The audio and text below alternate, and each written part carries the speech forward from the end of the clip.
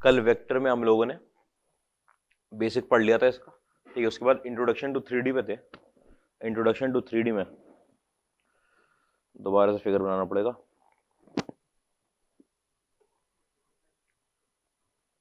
ठीक है,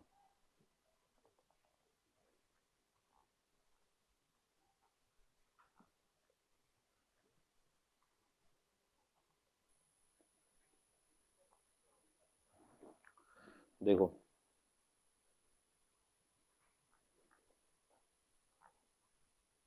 ये आ रहा है मेरा ओरिजिन, ठीक है। ये आ रही है एक्स एक्सिस, ये वाई एक्सिस और ये जेड एक्सिस, ठीक है। इसके अंदर समझना, मैंने एक्स एक्सिस की डायरेक्शन में अगर मैंने यूनिट वेक्टर ले लिया, इसको मैं लिखूंगा 1,0,0, ठीक है। तो ये जो यूनिट वेक्टर एक्सिस की डायरेक्शन में, इसको क्या बोलते हैं, आई कैप।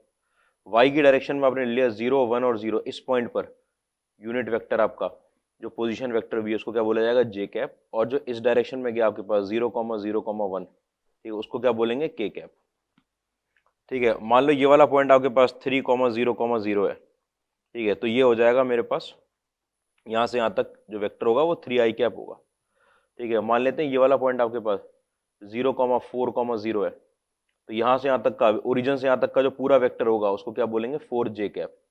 यही तो किया है कि अगर एक लेंथ इसकी थी जे कैप की, तो 4 लेंथ किसकी होगी, 4 टाइम्स जे कैप की, ठीक है। सिमिलर तरीके से अगर ये के कैप, तो यहाँ पर मैंने इसको बोल दिया कि ये 0,0,5 है, तो ये आपका 5 के कैप है, ठीक है। तो ये आपके पास 3 आई कैप हो गया, इधर ये 3 आई कैप हो गया, ठीक है। ये मेरे पास क्या हो गया, 4 जे कैप हो गया, और ये मेरे पास क्या हो गया, 5 के कैप हो गया, ठीक है। समझना भाई, ये 3 आई कैप में इस डायरेक्शन में आया, ठीक है। ये जो 4 जे कैप है, इस वेक्टर को अगर पैरेलल शिफ्ट करा के यहां ले आऊं, तो ये वाला वेक्टर भी 4 जे कैप हो जाएगा। इसको बोल दिया ये वाला भी कितना है आपके पास, 4 जे कैप।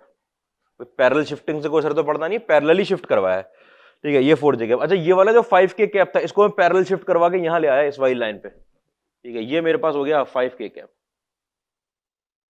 ठीक है। आपको पता है ओरिजिन चलना शुरू हुए कितना चले, 3 आई कैप, फिर यहां पे कितना चले, 4 जे कैप, और यहां पर कितना चले, 5 के कैप। तो ट्राइंगल लॉ आपका क्या कहता है कि जहां से स्टार्ट हुआ है वहां से अगर आपने इनिशियल पॉइंट को लेकर इसके टर्मिनल पॉइंट तक जोड़ दिया एंड तक, तो ये जो वेक्टर आया निकल के, ये कितना आया होगा आपके पास, 3 आई कैप।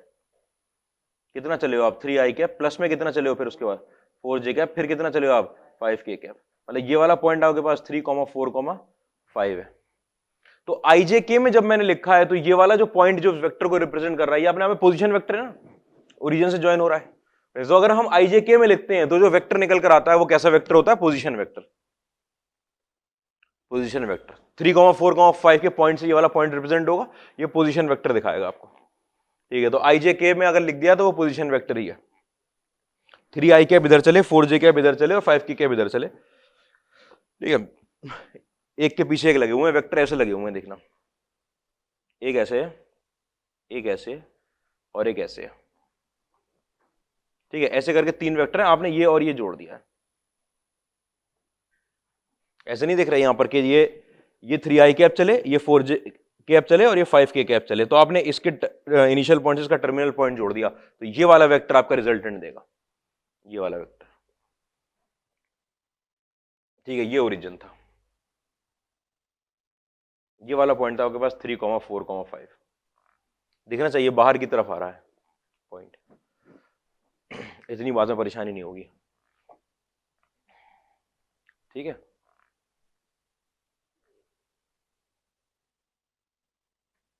लिख लिया ये। इसके अंदर अगर आपको कभी डिस्टेंस फॉर्मूला लिखना पड़ जाए, डिस्टेंस फॉर्मूला कि ए कोई आपका पॉइंट है जो रिप्रेजेंट हो रहा है x1, y1 और z1 से, ठीक है, और बी कोई आपका पॉइंट है जो रिप्रेजेंट हो रहा है x2, y2 और z2 से, ठीक है। अगर आपसे ए बी की डिस्टेंस पता है, डिस्टेंस फॉर्मूला पे कोई असर नहीं है हमारे पास, कितना आएगा, x2 माइनस x1 में होल स्क्वायर, प्लस में आपका y2 माइनस y1 में होल स्क्वायर, प्लस में आपके पास z2 माइनस z1 में होल स्क्वायर। ये मैंने क्या किया, ये डिस्टेंस फॉर्मूला कैसे निकला है कि अगर आपके पास ये कोई पॉइंट है और वो कोई पॉइंट है, तो समझना ये इसका पोजीशन वेक्टर और इसका ये पॉइंट है ना दोनों, इसका पोजीशन वेक्टर कितना होगा, x1 i cap, y1 j cap और z1 k कैप, और इसका पोजीशन वेक्टर आपका x2 i cap, y2 j cap और z2 k कैप, प्लस में होगा, ठीक है। अगर मैं ए बी को पोजीशन वेक्टर में कन्वर्ट करना चाह रहा हूं, अभी तो ए और बी कहीं हवा में सस्पेंडेड है, लेकिन अगर आप ए बी को वेक्टर बनाना चाह रहे हो पोजीशन वेक्टर, तो आपको पता है आपके पास x2 माइनस x1 हो जाएगा, ठीक है। यहाँ पर कितना हो जाएगा y2 माइनस y1 और कितना हो जाएगा z2 minus z1। Position vector जैसे आपने बना दिया ए बी वेक्टर को, तो आपको पता है कि ओरिजिन से उसकी डिस्टेंस ही आपकी वेक्टर का मैग्नीट्यूड है। ओरिजिन से वही दो पॉइंट के बीच की डिस्टेंस, ओरिजिन से डिस्टेंस या उसका मैग्नीट्यूड कैसे निकालेंगे, अंडर रूट में इसका स्क्वायर प्लस इसका स्क्वायर प्लस उसका स्क्वायर, वही किया है देखो। और ऐसे ही डिस्टेंस फॉर्मूला होता है 2 डायमेंशन में भी आपके सामने।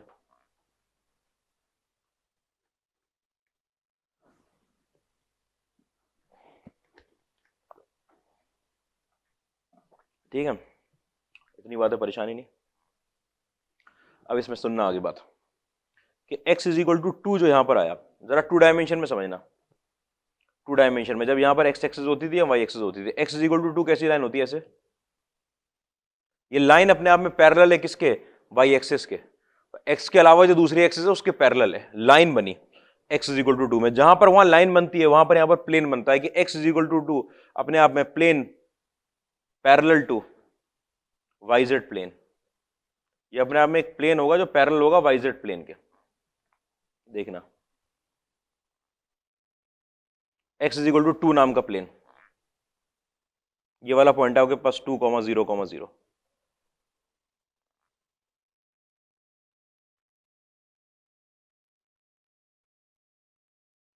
क्या हुआ, 2 डायमेंशन है वो, कोऑर्डिनेट ज्योमेट्री जो थी आपकी वो एक्स कोऑर्डिनेट और वाई कोऑर्डिनेट, तो एक्स इक्वल टू एक लाइन दिखा दी थी ना। अब ये प्लेन दिख रहा है आपको, ठीक है, इधर यहां पर बना हुआ है, इससे पास होता हुआ, ये प्लेन आपका पैरेलल है किसके, ये वाईजेड प्लेन था, ये पूरा प्लेन उसके पैरेलल प्लेन बना हुआ है एक्स इक्वल टू 2 वाला, ठीक है। अगर आपसे कोई वाई इक्वल टू 1 कह दे, तो y की वैल्यू अगर 1 अगर मैं इसके अंदर लेता हूं y इज इक्वल टू 1, तो वो लाइन किसके पैरेलल होती है, x एक्सिस के। जब वहां पर लाइन पैरेलल आई तो y इज इक्वल टू 1 आपका प्लेन आएगा पैरेलल टू किसके, एक्जेक्ट प्लेन, ठीक है। y इज इक्वल टू 1 यहां पर आएगा 1, 0, 1, 0, ठीक है। आपको प्लेन अगर बनाना ही हो,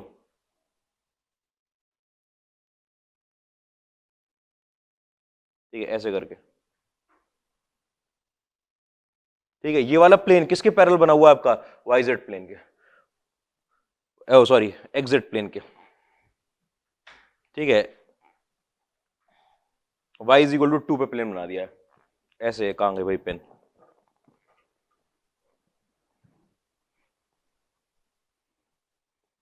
ठीक है। जो आपकी तरफ एक्सिस आ रही है वो एक्स एक्सिस है, वाई एक्सिस है, जेड एक्सिस है। मैंने y इज इक्वल टू 2 पे कर दिया, y की वैल्यू 2 रही, ये रहा y is equal to 2, y is equal to यहाँ आएगा ना, y इज इक्वल टू 1 यहाँ आएगा।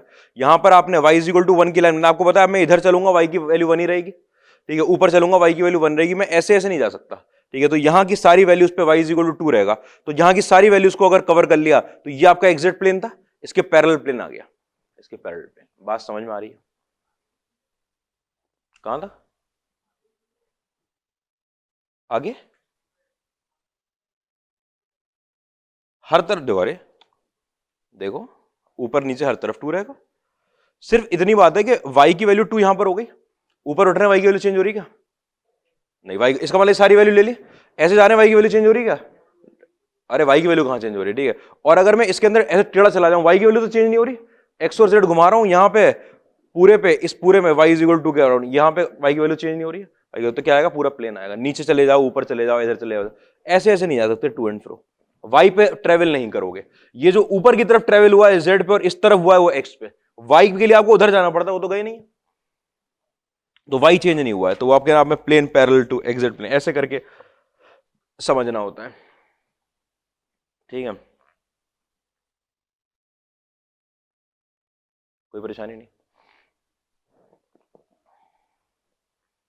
ठीक है। अगर आपका ए वेक्टर किसी ने लिख दिया है a1 i कैप प्लस में a2 j कैप प्लस में a3 k कैप, ठीक है, तो यहां पर जो ये a1 a2 और a3 होते हैं ये components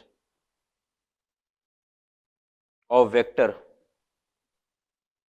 along x y z axis, x y and z axis, ये कंपोनेंट ऑफ वेक्टर होते हैं। मैं दिखाता हूं आपको कैसे हुए कंपोनेंट ऑफ वेक्टर। जैसे यहां पर है, ये पास आपका वेक्टर कितना लिखा है 3i कैप, देखो 3i कैप किसके अलोंग लाई कर रहा है, x एक्सिस के अलोंग, तो 3 किसका कंपोनेंट हो गया, किसकी तरफ वाला कंपोनेंट है 3, x की तरफ। फोर जे कैप किसकी तरफ लाई कर रहा है, वाई एक्स की तरफ, तो 4 किसका कंपोनेंट हो गया, जे के साथ लगाए तो वाई एक्सिस का, ऐसे 5 किसका हो गया, जेड एक्सिस का। ठीक है, तो वो कंपोनेंट इसके बराबर होते हैं।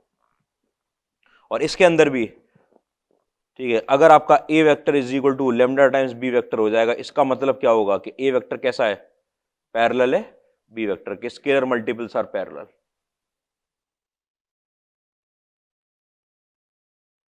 स्केलर मल्टीपल आज भी पैरेलल है कि ए वेक्टर अगर लेमडा टाइम्स बी वेक्टर के आ गया तो a is parallel to B.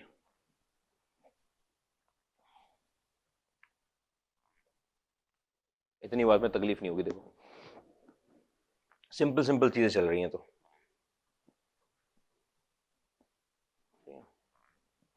उसके बाद क्वेश्चन देखो, एक आसान सा क्वेश्चन देख लो, find V vector such that, किस तरीके से कि आपका मैग्नीट्यूड ऑफ वी जो है वो कितना आ रहा है, 2 आ रहा है, एंड वी वेक्टर जो है वो पैरेलल है किसके, डब्ल्यू वेक्टर के। ठीक है, जहां पर डब्ल्यू वेक्टर की वैल्यू दे रखी है उन्होंने आई कैप माइनस में 2 जे कैप प्लस में 3 के कैप, आई कैप 2 3, ठीक है, आई कैप माइनस 2 जे कैप प्लस में 3 के कैप। अगर आपको वी वेक्टर फाइंड करना है, उसका मैग्नीट्यूड दे रखा है आपको ये बात तो पहले लिख लेनी है कि वी वेक्टर अपने आप में किसके बराबर है, magnitude of v into v का क्या, यूनिट वेक्टर। ठीक है, अब जब वी वेक्टर और डब्ल्यू वेक्टर आपके पास पैरेलल है, अगर ये दोनों वेक्टर पैरेलल है तो इसका मतलब they will have same unit vector, same unit vector, उनका यूनिट वेक्टर सेम होगा। जैसे ही आपको पता चल गया कि उनका यूनिट वेक्टर सेम है, इसका मतलब वी कैप की वैल्यू किसके बराबर आएगी, डब्ल्यू कैप की वैल्यू के, और डब्ल्यू वेक्टर आपको दे रखा है उसका आप कैप निकाल लोगे। ठीक है, डब्ल्यू कैप की वैल्यू आपके पास निकल कर आएगी आई कैप माइनस में 2 जे कैप प्लस में 3 के कैप अपॉन अंडर रूट में 14। डब्ल्यू कैप है W vector upon magnitude of W, magnitude इसका मैग्नीट्यूड लिख दिया मैंने अंडर रूट ऑफ 14। ठीक है, बस आपको पता चल गया कि वी वेक्टर कितना है। वी वेक्टर जो बराबर हुआ वो 2 इंटू आपके पास, ये इंटू तो लगा ही नहीं पाएंगे, ठीक है, आई कैप माइनस में 2 जे कैप प्लस में 3 के कैप अपॉन रूट 14।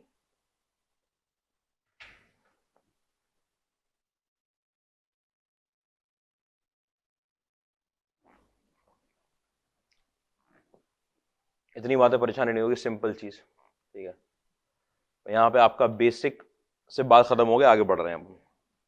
ठीक है, सब बेसिक लगा दिया, कोई परेशानी तो नहीं है यहाँ तक। ठीक है, परेशानी हुई पूछ लो। पैरेलल वेक्टर के लिए स्केलर मल्टीपल लोगे, कोलिनियर वेक्टर पैरेलल वेक्टर होते हैं, सारी बातें हम लिख चुके हैं। आओ भाई,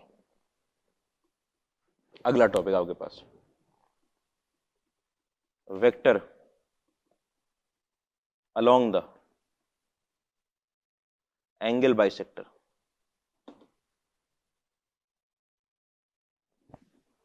of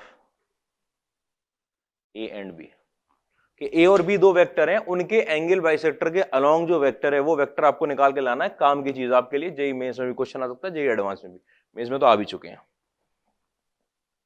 ठीक है, यहां से vector along the angle bisector of a and b. देखना भाई, आपको पता है कोई ए और बी दो हवा में वेक्टर पड़े हुए होंगे, मैंने उन दोनों को ऐसे करके मिला दिया। ठीक है, मैंने मिला दिया, ये ए वेक्टर आ गया, बी वेक्टर आ गया। इस ए वेक्टर और बी वेक्टर में समझना कि ये आपने पैरेललोग्राम बना लिया, ये पैरेललोग्राम बना लिया, ये वाली जो साइड गई है पैरेललोग्राम की, जो डायगोनल गई है, क्या बनेगा, ए वेक्टर प्लस बी वेक्टर। आपका पैरेललोग्राम बना हुआ है, आपको पता है पैरेललोग्राम में जो डायगोनल होती है वो एंगल बाइसेक्टर नहीं होती, diagonal is not the angle bisector. ठीक है भाई, पैरेललोग्राम में ये एंगल और ये एंगल बराबर होता है ना, ऑल्टरनेट इंटीरियर एंगल्स है। और अगर आपका ये एंगल बाइसेक्टर होगी तो अगर ये वाला एंगल एक्स था और ये एक्स था, और अगर ये एंगल बाइसेक्टर तो ये भी एक्स हो जाएगा, और अगर ये एक्स हो जाएंगे तो ये वाला ट्राइंगल आइसोसेलेस बन जाएगा, और आइसोसेलेस बन जाएगा तो ये साइड और ये साइड बराबर होनी चाहिए। क्या एडजेसेंट साइड बराबर होती है पैरेललोग्राम में? किसमें बराबर होती है? रोम्बस में बराबर होती है। रोम्बस पे आओ तो बिल्कुल ही तुम स्क्वायर पे चले गए, जा सकते हैं स्क्वायर पे भी, लेकिन जहां से सबसे पास की बात है। ठीक है, आओ देखो, ये आपके पास ए वेक्टर आया, ठीक है, ये आपके पास बी वेक्टर आया। ठीक है, अब आपको समझ में आ रहा है कि अच्छा अगर रोम्बस होता और उसकी डायगोनल बनती, तो रोम्बस की डायगोनल के साथ ऐसा होता है कि उसकी डायगोनल एंगल बाइसेक्टर होती है, और डायगोनल को हम आसानी से निकाल सकते हैं। तो आपने सुनो क्या किया कि यहां पर आपने एक वेक्टर काटा जिसको बोला ए कैप, ठीक है, और यहां पर एक वेक्टर काटा है जिसको बोला बी कैप, भाई इन्हीं के डायरेक्शन में तो होंगे, और इसको लेके आपने पैरेललोग्राम बनाया। अब मुझे बताओ ए कैप और बी कैप अपने आप में अगर दोनों यूनिट वेक्टर हैं तो अब की बार एडजेसेंट साइड बराबर है, तो जो पैरेललोग्राम बनकर आएगा वो कैसा होगा, रोम्बस होगा। और अगर वो रोम्बस होगा तो इसके यहां पर जो लाइन जा रही होगी आपके पास, ये लाइन क्या होगी आपके पास, एंगल बाइसेक्टर ऑफ, किसकी एंगल बाइसेक्टर है असल में, a cap and B cap की, इन्हीं दोनों की तो है। अच्छा, ए कैप की डायरेक्शन में ए पड़ा हुआ है और बी कैप की डायरेक्शन में बी पड़ा हुआ है, इसका मतलब ये ए एंड बी की एंगल बाइसेक्टर है, ए वेक्टर एंड बी वेक्टर। जैसे आपको पता चला, आपने बोला ये एंगल बाइसेक्टर, ये जो आएगा ये वाला वेक्टर आएगा कितना, अरे ऐसी तो आएगा। अगर इस पैरेललोग्राम को देख रहा हूं, छोटे से पैरेललोग्राम को रोम्बस बना लिया, ठीक है, तो इसके अंदर जो डायगोनल जाती है वो इनका रिजल्टेंट होता है ए कैप प्लस बी कैप। आपको पता है अगर आपको इसकी एंगल बाइसेक्टर बनानी है तो वो जरूरी नहीं है कि वो इतनी ही बड़ी हो, वो और लेंथ बड़ी भी हो सकती है, और बड़ी भी। तो कैसे लिखेंगे उसको, मल्टीप्लाई के, ये आपकी मान लो ये थी एंगल बाइसेक्टर, इसको आपको लिखना है तो आप बोलोगे कि हमारी डायरेक्शन हमको पता है कितनी है, ए कैप प्लस बी कैप, और उसी की डायरेक्शन में लिखना है, इसका मतलब उसका क्या लिखेंगे, स्केलर मल्टीपल। अगर मेरे पास ये एंगल बाइसेक्टर था इतना बड़ा, ये यूनिट वेक्टर नहीं था भैया, ये यूनिट वेक्टर नहीं है, इसका मैग्नीट्यूड कितना होगा, √2 होगा, अगर होगा तो ऐसे तो निकाल भी नहीं सकते। खैर हाँ बनी है, ए कैप है वो। खैर इधर देखो, ये आ गया ए कैप प्लस बी कैप, तो ये डायरेक्शन आ गई, उसके साथ आपने कोई लेमडा मल्टीप्लाई किया तो क्या होगा, वेक्टर बढ़ जाएगा। अगर ओरिजिनल एंगल बाइसेक्टर ऐसी थी तो उसकी हमेशा, अभी वो कैसे लिखोगे वेक्टर में, उसे कैसे लिखोगे उसका वेक्टर ऐसे, तो angle bisector, vector along the angle bisector,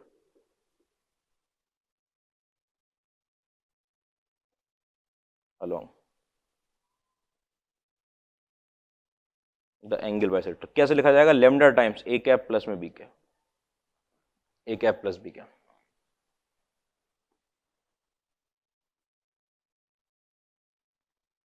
कोई परेशानी तो नहीं इसके अंदर,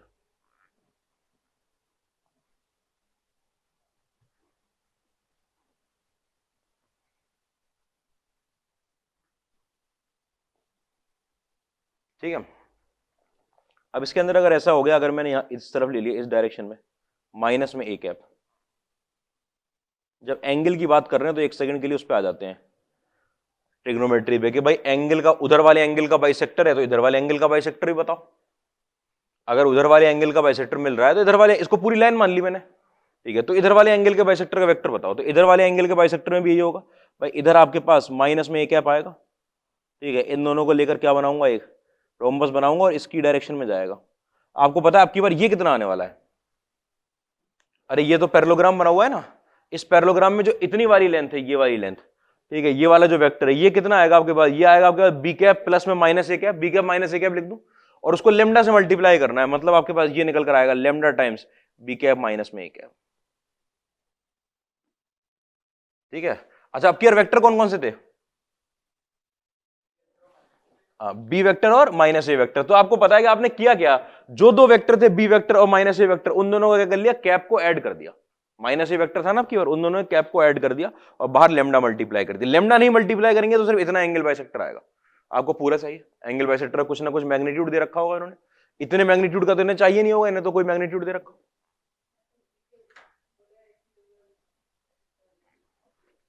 नहीं नहीं, इतनी बात नहीं, अलग तरीके से आता है। अगर एक्यूट एंगल बाइसेक्टर और ऑब्ट्यूस एंगल बाइसेक्टर की बात करने लगा हो तो आपको डॉट प्रोडक्ट लगाना पड़ेगा उसके लिए, देखने के लिए इसके बीच का पहले एंगल कितना है, वो तो फिर आगे की बात हो गई। ठीक है, आप क्वेश्चन देखो, एंगल बाइसेक्टर समझ गए हो अगर,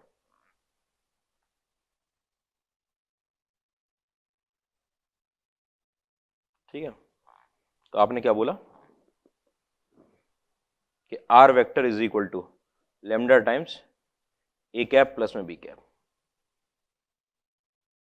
ठीक है, ये अपने आप में क्या है, angle bisector of a vector and b vector. अगर ए वेक्टर और माइनस बी वेक्टर का होगा तो बी कैप की जगह माइनस लग जाएगा, बस आपको इतना पता करना है।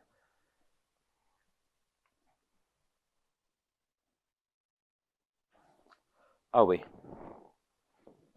क्वेश्चन देखो, if a vector is equal to 7 i cap plus में 4 जे कैप माइनस में 4 k cap, b vector is equal to -2i cap minus में j कैप प्लस में 2k कैप। ठीक है, तो आपको क्या करना है, डिटरमाइन करना है C vector along the angle bisector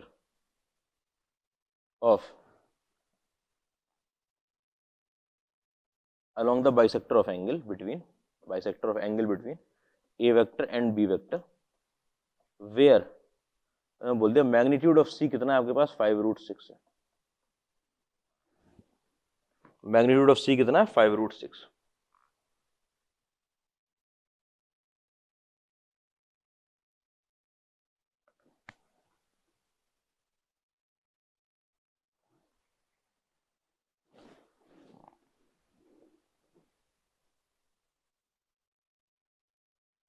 ठीक है, आपको इसके अलोंग वेक्टर निकालना। आपको पता है कि C vector along the bisector of angle, C vector की वैल्यू कितनी होगी आपके पास, magnitude of C into C cap. Magnitude दे दिया इन्होंने, समझना आराम से। अगर आपको ये करना है तो आपको पता है कि जो एंगल बाइसेक्टर की डायरेक्शन होती है वो अपने आप में क्या होता है, लेमडा टाइम्स, बल्कि मैं ऐसे ही लिख देता हूं, चलो सी वेक्टर आपके पास, सी वेक्टर आपके पास जो एंगल बाइसेक्टर अलोंग है लेमडा टाइम्स ए कैप आएगा यहाँ पर, और प्लस में यहाँ पर क्या आएगा, बी कैप। ऐसे शुरू करते हैं, ठीक है, lambda times a cap plus B cap. अच्छा, ये जो लेमडा टाइम्स ए कैप आया, ए कैप की वैल्यू निकालनी है। अब ए कैप की वैल्यू कितनी है निकल के, 7i कैप प्लस में 4j कैप माइनस में 4k कैप अपॉन डिवाइड किससे करूं, 49 प्लस 32 कितना हुआ, इतनी बुरी हालत हो रही है क्या, 49 प्लस 9 आएगा, ठीक है 9 प्लस में बी कैप की वैल्यू आपके पास दे रखी है माइनस में 2i माइनस में j प्लस में 2k। ये तो बी वेक्टर था और कैप निकालने के लिए इसके मैग्नीट्यूड से डिवाइड कर देंगे, कितना आएगा 3। इतनी बात में तो कोई परेशानी नहीं है। ठीक है, फिर आपने एलसीएम ले लिया, एलसीएम ले लिया, देखो यहां पर आ जाएगा आपके पास लेमडा बाई 9। ठीक है, इधर तो ऐसे ही रहा आपके पास 7i कैप प्लस में 4j कैप माइनस में 4k कैप। ठीक है, और यहां हो गया माइनस में 6i कैप माइनस में 3j कैप प्लस में 6k कैप।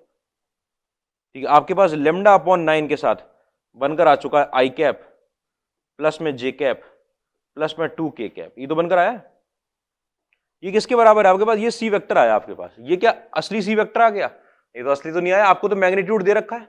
अच्छा, अगर आपको मैग्नीट्यूड दे रखा है तो आप यहां पर डायरेक्ट मैग्नीट्यूड निकालो इसका। मैग्नीट्यूड निकालने में आपको पता है ये कांस्टेंट है तो बाहर ही रखा रहेगा, लेमडा बाई 9 ये बाहर रखा रहा। ठीक है, अंदर वाले का मैग्नीट्यूड कितना आया आपके पास, अंडर रूट में 1 प्लस 1 प्लस 4√6। ठीक है, तो मैग्नीट्यूड ऑफ सी जो निकल कर आया वो आपके पास लेमडा बाई 9 √6 के बराबर आया। और आपको पता है वो दे रखा है वो कितना, 5√6। √6 से √6 कट गया, लेमडा की वैल्यू कितनी आ गई आपके पास, पढ़िए लेमडा बाई 9 की वैल्यू 5 यहां पुट कर दिया मैंने। तो सी वेक्टर की वैल्यू आपके पास 5 टाइम्स आई कैप प्लस में जे कैप प्लस में 2k कैप। इसके साथ कंफर्टेबल होना आपको इस सिंपल प्रोसेस से, नहीं तो आगे नहीं बढ़ पाओगे अगर ये आप खुद से नहीं कर पा रहे हो। कि आपको पता चल गया कि सी वेक्टर तो ऐसे लिखा जाता है क्योंकि वो एंगल बाइसेक्टर के अलोंग है, एंगल बाइसेक्टर के अलोंग है, ये दे रखा है, ये दे रखा है, निकाल के लिख दिया, इनको निकाल के लिख दिया। आपको पता है आप एक सी वेक्टर लिया है लेमडा के टर्म्स में, लेमडा के टर्म्स में। अगर आपको मैग्नीट्यूड नहीं दिया होता तो आप ऐसे ही लिखा छोड़ देते इसको, लेकिन आपको मैग्नीट्यूड दिया है तो आपने सी का मैग्नीट्यूड निकाला, ये कांस्टेंट बाहर रहेगा, इसका मैग्नीट्यूड √6 जो बराबर दे रखा है 5√6 के। लेमडा निकालने के लिए ही मैग्नीट्यूड दिया था उन्होंने, कोई परेशानी तो नहीं इसके अंदर।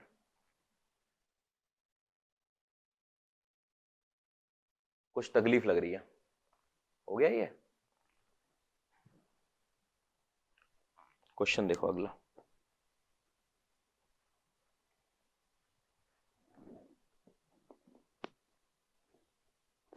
ठीक है, ये छोटे छोटे बिल्कुल ऐसे नहीं सोचना है कि ये नहीं समझ रहे हम तो आगे आगे समझ में आएगा, हमको आगे कुछ नहीं आएगा, सब सिंपल क्वेश्चन था।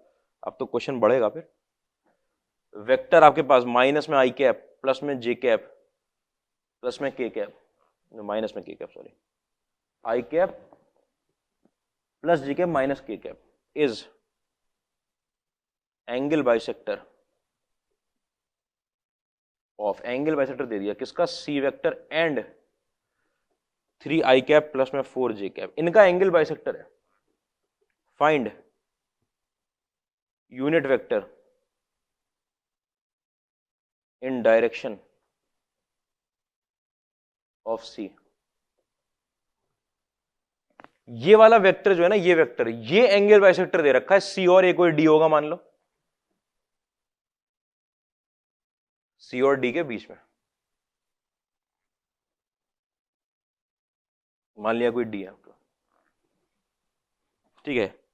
इसको मान लिया मैंने, ऐसे दे रखा है आपको कि ये कोई आपके पास सी वेक्टर जा रहा था, ये कोई आपके पास डी वेक्टर जा रहा था, इनके बीच में कोई एंगल बाइसेक्टर जा रहा है। उस एंगल बाइसेक्टर को इन्होंने r vector is equal to minus में आई कैप प्लस में जे कैप माइनस में के कैप ये लिख दिया है। सी वेक्टर की वैल्यू तो हमें पता नहीं है, डी वेक्टर आपके पास कितना दे रखा है, 3 आई कैप प्लस में 4 जे कैप, ठीक है। ये एंगल बाइसेक्टर ऐसे तो दे रखा है, आपको पता है ये लाई किसके अलोंग करेगा, lambda time c cap plus d cap के अलोंग लाई करेगा, ठीक है। आपको यूनिट वेक्टर निकालना है ना सी की डायरेक्शन में, मैंने सी कैप ही मान लिया सीधे सीधे कि सी कैप मेरे पास, जब हमें नहीं पता एक्स वाई कैप प्लस में वाई जे कैप प्लस में जेड के कैप, ठीक है, ऐसे मान लेते हैं सी कैप, कोई परेशानी नहीं इसके अंदर। अब आपको पता है जो आपका आर वेक्टर है वो निकलकर कितना आएगा, लेमडा टाइम्स आपके पास सी कैप प्लस में डी कैप, ठीक है। तो सी कैप की तो वैल्यू आपको पता है, लेमडा टाइम्स यहां पर कितना आ गया, एक्स आई कैप प्लस में वाई जे कैप प्लस में जेड के कैप, ठीक है। यूनिट वेक्टर ही माना है मैंने, वेक्टर मानी नहीं, यूनिट वेक्टर माना है, ठीक है। C cap plus d cap, d cap की वैल्यू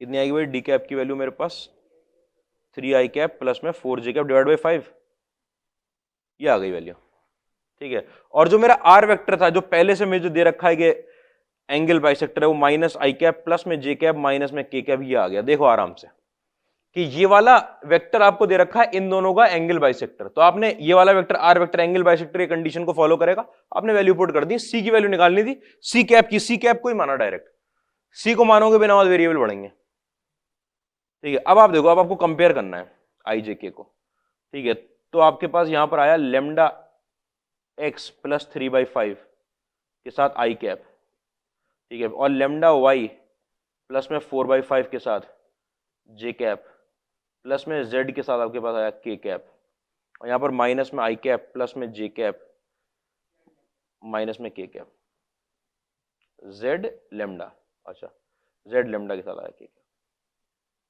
इतनी बात में तो कोई परेशानी नहीं होगी, ठीक है। अब मैंने आई कैप के कोफिशिएंट दोनों तरफ कंपेयर कर दिया, आपका इक्वेशन बनकर आई लेमडा एक्स प्लस में 3/5 की वैल्यू निकल कर आई -1, ठीक है। एक आपके पास निकल कर आया लेमडा वाई प्लस में 4/5 की वैल्यू निकल कर आई आपके पास 1, ठीक है। और आपके पास जेड लेमडा की वैल्यू निकल कर आई, जेड लेमडा की वैल्यू, लेमडा जेड की वैल्यू -1, कंपेयर कर दिया, आई कैप दोनों तरफ कंपेयर कर दिए, जे कैप कंपेयर कर दिए। सेम अगर वेक्टर होना है तो आई कैप जे कैप के कैप के कंपोनेंट सेम होने चाहिए, अच्छा कंपोनेंट सेम होने चाहिए। यहां से मैं एक्स की वैल्यू निकाल रहा हूं लेमडा के टर्म्स में, एक्स की वैल्यू कितनी आएगी भाई, -8/5 माइनस में 8/5 लेमडा, ये आ रही है क्या, एक्स की वैल्यू निकल आई। मुझे तो क्या निकालना है, मुझे सी वेक्टर निकालना, सी कैप निकालना है ना, सी कैप निकालना है तो आपको पता है सी कैप के लिए आपको एक्स वाई जेड चाहिए, एक्स वाई जेड चाहिए। यहां से वाई की वैल्यू कितनी आई आपके पास 1/5 लेमडा,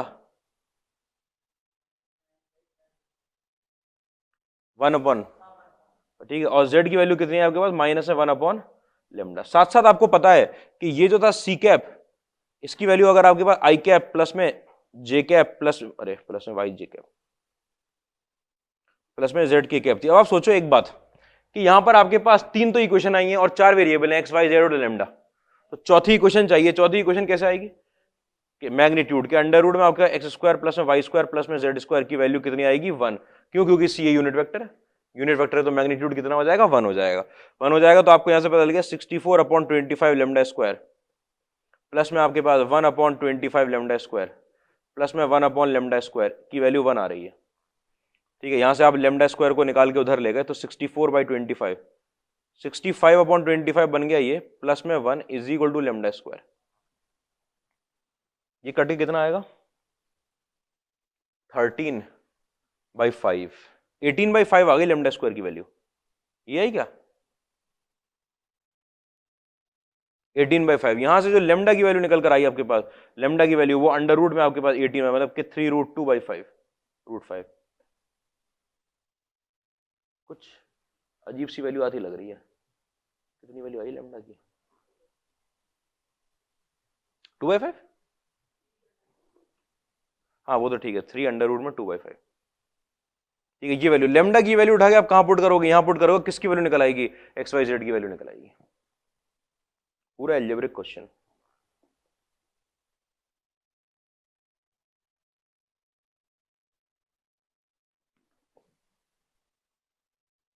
देख लो, यहां से ये लेमडा की वैल्यू निकल आई आपके पास प्लस माइनस साइन के साथ।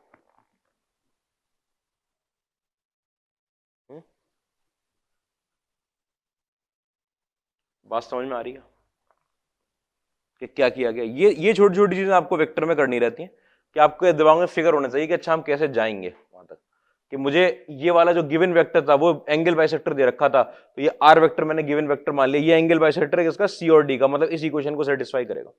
पुट कर दिया, कंपेयर कर लिया, इतनी बात है, परेशानी नहीं होगी।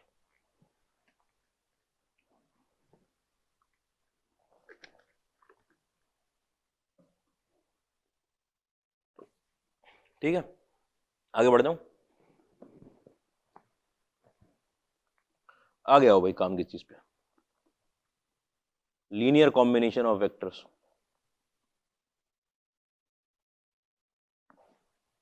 Linear combination of vectors.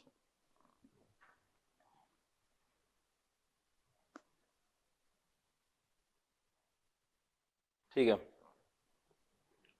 आपने क्या बोला कि लेट हमारे पास A1 वेक्टर, A2 वेक्टर से लेकर मेरे पास AN vector are system of n vectors.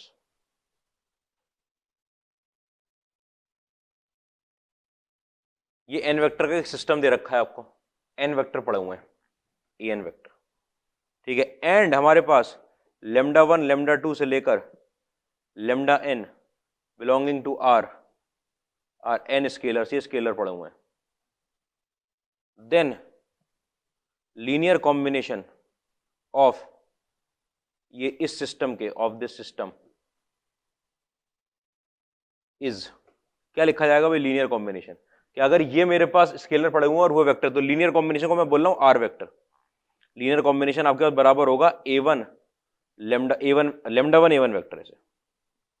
ठीक है, λ1 A1 वेक्टर प्लस में आपके पास λ2 A2 वेक्टर, तो चलते चलते आपके पास λn AN वेक्टर। बहुत दिल आ रहा है आपके पास समेशन के अंदर λi AI वेक्टर। ठीक है, और i की वैल्यू कहां से कहां तक? 1 से लेकर n तक। या अगर लीनियर कॉम्बिनेशन ये चीज होती है, पढ़ चुके हैं हम, तब कई बार लीनियर कॉम्बिनेशन देख चुके हैं कि भाई पावर तो चढ़ी नहीं है कुछ, ठीक है, और कंबाइन कर दिया प्लस साइन के साथ, ये चीज कहलाती है लीनियर कॉम्बिनेशन। लीनियर कॉम्बिनेशन, ठीक है, किसका नाम दे दिया मैंने? आर वेक्टर, नहीं भी तो चल जाएगा। ठीक है, ये अपने आप में लीनियर कॉम्बिनेशन है इन एन वेक्टर्स का। ठीक है, बात समझना आगे इसमें। हाँ भैया, जैसे एक एग्जाम्पल मैं आपको दिखाता हूं कि आपके पास लगा हुआ है 5a कैप माइनस में 2b कैप माइनस में 3c cap, C vector, sorry cap नहीं, 5a वेक्टर माइनस में 2b वेक्टर माइनस में 3c vector is equal to 0। मान लो ये दे रखा है। ठीक है, इसको थोड़ा सा इधर उधर करते हैं। ठीक है, यहां से आपका निकल कर आया 5a vector is equal to 2b vector plus में 3c वेक्टर। यहां से आप a वेक्टर की वैल्यू क्या निकाल रहा है? 2b वेक्टर प्लस में 3c वेक्टर डिवाइड बाई 5 निकाल रहा है हमें। ठीक है, ये अपने आप में ऐसा लग रहा है आपको सेक्शन फॉर्मूला लिखा हुआ है, सेक्शन फॉर्मूला के ये इधर b आया होगा और ये क्या आया होगा आपके पास? c, और बीच में कहीं a आया होगा। ठीक है, a कैसे डिवाइड कर रहा होगा इसको? 3:2 के रेशियो में, कि 3 मल्टीप्लाई हो रहा है c वेक्टर से, 2 मल्टीप्लाई हो रहा है b वेक्टर से, देख लो। ठीक, और डिवाइड बाय 3+2, यही तो लिखा हुआ है यहाँ पर। अच्छा, ये अगर आपका लीनियर कॉम्बिनेशन 0 हुआ तो आपने a वेक्टर को समझना, इफ लीनियर को, ये लीनियर कॉम्बिनेशन ही तो है, लीनियर कॉम्बिनेशन 0 हुआ, ऑब्जर्वेशन कर रहे हैं हम, ये ऑब्जर्वेशन कि अगर मेरा लीनियर कॉम्बिनेशन 0 हुआ देन, ठीक है, a vector can be written as,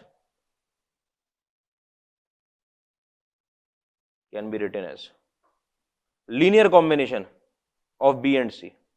लिख दिया, बल्कि पूरे सेक्शन फॉर्मूला के लिए एक स्पेशल कंडीशन होती है, मैंने वही स्पेशल कंडीशन से कर दिया। लेकिन आप देखो कि अगर आपका ये लीनियर कॉम्बिनेशन 0 आ रहा था इन 3 वेक्टर का, तो आपने एक वेक्टर पकड़ लिया ए वेक्टर, उसको बाकी दोनों के लीनियर कॉम्बिनेशन में लिख दिया। आपको सर पहले नहीं आ रहा था कि लीनियर कॉम्बिनेशन 0, क्या मैंने इसको लीनियर कॉम्बिनेशन को 0 लिखा है क्या? 0 तो नहीं लिखा, ठीक है। तो ये आप एक वेक्टर को बाकी दो के लीनियर कॉम्बिनेशन में लिख सकते हो, एक बात हुई, ठीक है। सुनना, ये एक एग्जाम्पल दिखाया जो अभी आपके बार बार मैं उठाऊंगा आगे आने वाले टाइम में। उसके बाद हमारे पास काम की चीज जो आएगी कि linearly independent vectors, linearly independent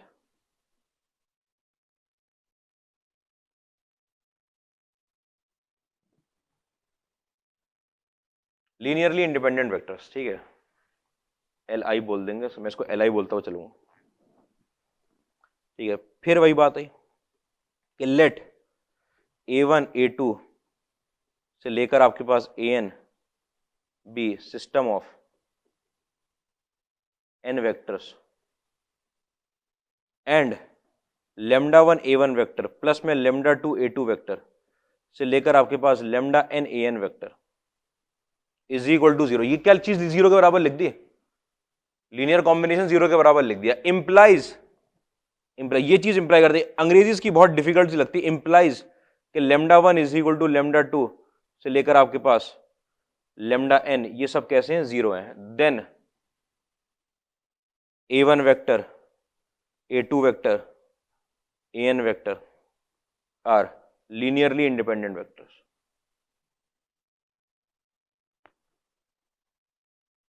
आराम से समझना बात एक बार, पिछले क्वेश्चन इस क्वेश्चन में मैं ये जो बात लिख दी, क्या लिख दिया कि मैंने लीनियर कॉम्बिनेशन लिखा, लीनियर कॉम्बिनेशन 0 तो यहां पे भी लिखा था और लीनियर कॉम्बिनेशन 0 भी पिछले एग्जाम्पल में भी था। ये इन्होंने बोला कि लीनियर कॉम्बिनेशन 0 किसकी वजह से आ रहा है, ये सारे स्केलर कैसे हो गए आपके 0 हो गए, सारे स्केलर 0 हो गए। अच्छा अच्छा अच्छा, यहां पर देखना, क्या यहां पर आपके सारे स्केलर लीनियर कॉम्बिनेशन में 0 थे क्या? नहीं, 0 तो नहीं थे यहां पर, ठीक है। तो यहां पर जो ये 0 आ रहा था वो इसकी वजह से आ रहा था कि एक वेक्टर बाकी दोनों के सम में लिखा जा सकता है। इसको अगर लिख दूंगा तो ये वेक्टर आपस में एक दूसरे को काट देंगे। यहां पर किसकी वजह से आ रहा है, यहां पर आ रहा है कि क्योंकि सारे स्केलर 0 हो गए, ठीक है। अब अगर सारे स्केलर 0 हो गए तो यहां से क्या डिडक्शन आता है हमारे पास, जो बहुत काम का डिडक्शन है, ठीक है। If vectors are linearly independent then no vector from the system can be written as linear combination of other vectors। कि यहां पर जो लीनियर कॉम्बिनेशन 0 हुआ है वो वेक्टर की वजह से नहीं हुआ, इसके सारे स्केलर खुद 0 थे। आपको कि 0 स्केलर लगाने से मतलब ही क्या है उनको, हम 0 स्केलर क्यों लगा रहे हैं? अरे उन्होंने 0 स्केलर नहीं लगा के दिया, वो ऐसे लगा कर दे रहे हैं आपके सामने।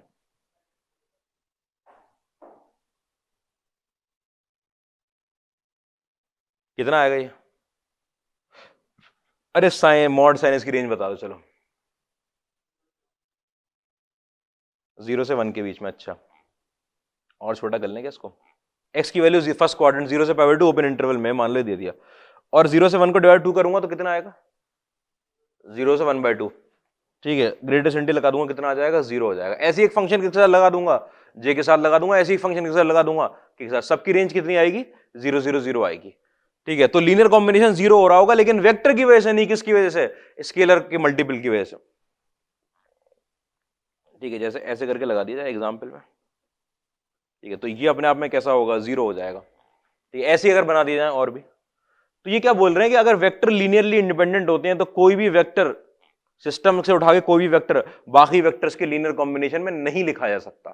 क्यों नहीं लिखा जा सकता? देखना, अगर आप लिखने चले गए तो आपने बोला कि λ1 a1 वेक्टर को तो मैंने इधर रख लिया और माइनस साइन के साथ मैंने कर दिया λ2 a2 वेक्टर प्लस में λ3 a3 वेक्टर, ऐसे कर दूं ना, से लेकर आपके पास यहां तक λn an वेक्टर, ठीक है। आप a1 वेक्टर को लिखने गए, आपको क्या करना पड़ेगा? यहां पर λ1 का डिवाइड लगाना पड़ेगा, और सारे स्केलर कैसे थे आपके पास? 0 थे। क्या आप 0 का डिवाइड लगा सकते हो? क्या नहीं लगा सकते। तो क्या लिख सकते हो ऐसे करके? नहीं लिख सकते। आपको सर a1 में कर दिया था, अगर a2 को लिखे ऐसे, तो अगर a2 को लिखूंगा तो λ2 का डिवाइड लगाना पड़ेगा, वो भी कैसा था? 0 था। तो कोई भी एक वेक्टर बाकी के लीनियर कॉम्बिनेशन में नहीं लिखा जा सकता, इस बात पे पहले नई नई बात सुन रहे हो, एब्जॉर्ब करोगे। अच्छा, लीनियरली इंडिपेंडेंट का मतलब ये कि नहीं लिखा जा सकता, लेकिन तो डेफिनेशन ऐसी क्यों लिखी गई है? किताबी लैंग्वेज क्या कहती है कि अगर लीनियर कॉम्बिनेशन लिख दिया आपने जीरो के बराबर लीनियर कॉम्बिनेशन, तो वो किसकी वजह से हो रहा होगा? सारे स्केलर की वजह से। कि इसका मतलब है कि सारे स्केलर जीरो हो रहे होंगे। अब इसके अंदर पकड़ा देते हैं यहां पर एक्स के टर्म, ठीक, और पूछते हैं कि एक्स की वैल्यू क्या होगी। तो आपको पता है आपको सारे के सारे लेमडा क्या करने हैं? जीरो करने हैं, लीनियरली इंडिपेंडेंट वेक्टर। हाँ, क्या पूछ रहे थे?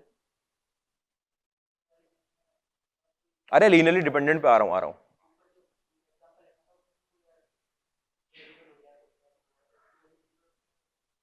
नहीं, ऊपर वाले केस में उसमें लीनियर कॉम्बिनेशन जीरो जो दे रखा है वो किसकी वजह से दे रखा है? वेक्टर की वजह से, स्केलर की वजह से नहीं। तो वो लीनियरली इंडिपेंडेंट में नहीं आएंगे, तो आप लेमडा को जीरो नहीं रखोगे। तब क्या करेंगे? आ रहा हूं मैं, अभी तो बात शुरू करी, डेफिनेशन लिखी है, ये आपके लिए काम की चीज है। ठीक है कि पहली बात, लीनियरली इंडिपेंडेंट में लीनियर कॉम्बिनेशन आप लिख नहीं सकते। अगर आपने लिख दिया लीनियर कॉम्बिनेशन, अगर आपने लिख दिया, इसका मतलब सारे के सारे स्केलर कैसे ले रहे होंगे? जीरो रहे होंगे। लीनियर कॉम्बिनेशन के लिए स्केलर लगाने पड़ते हैं ना कुछ।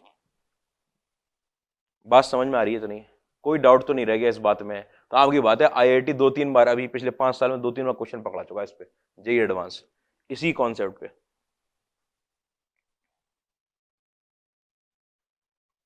इस पे थ्योरी पक्की होनी चाहिए आपकी कि ये चीज हाँ हम पक्के तरीके से कह सकते हैं, क्योंकि नहीं तो आप इंट्यूशन आता है अंदर से क्या ऐसे ही होगा, ऐसे ही होगा। ठीक है, तो आप कर देते हो, आपने कर दिए ऐसे क्वेश्चन, लेकिन पूरी बात पक्की है, एग्जाम के दिन क्यों घबरा जाओगे?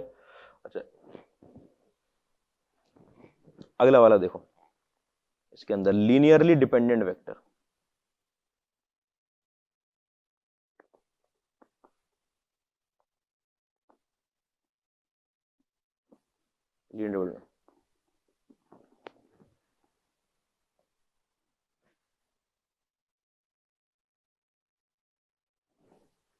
ठीक है, फिर वही कि लेट हमारे पास a1 वेक्टर a2 वेक्टर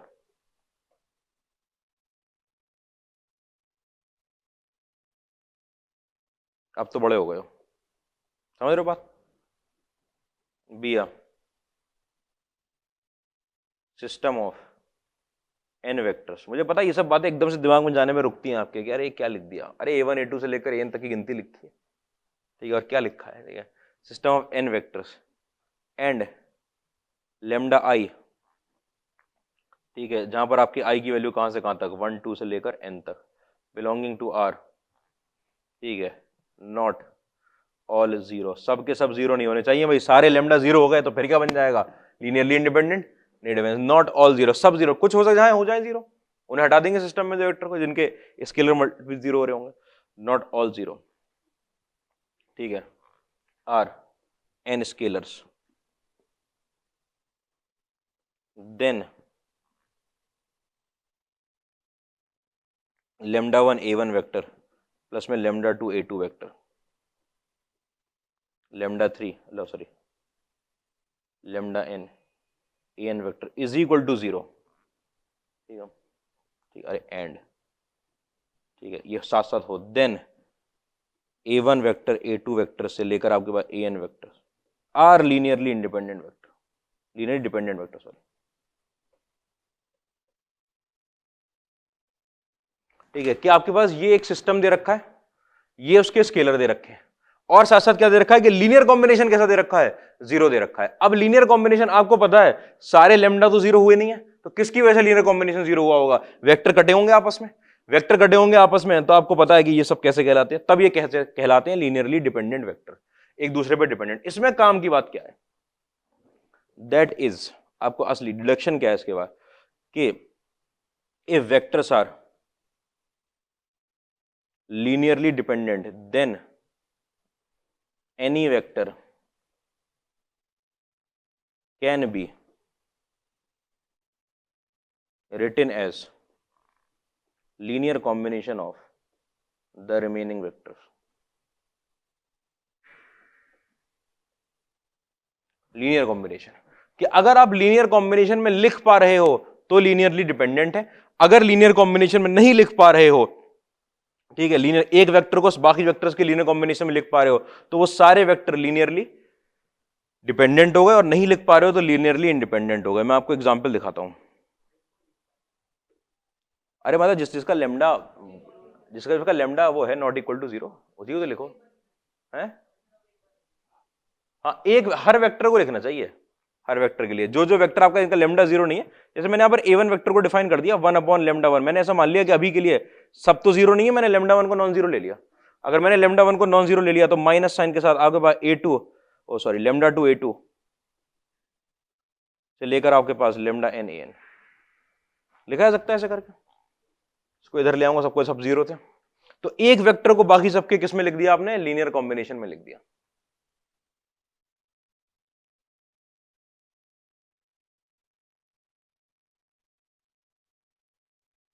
एक वेक्टर को बाकी सबके लीनियर कॉम्बिनेशन, कोई परेशानी नहीं।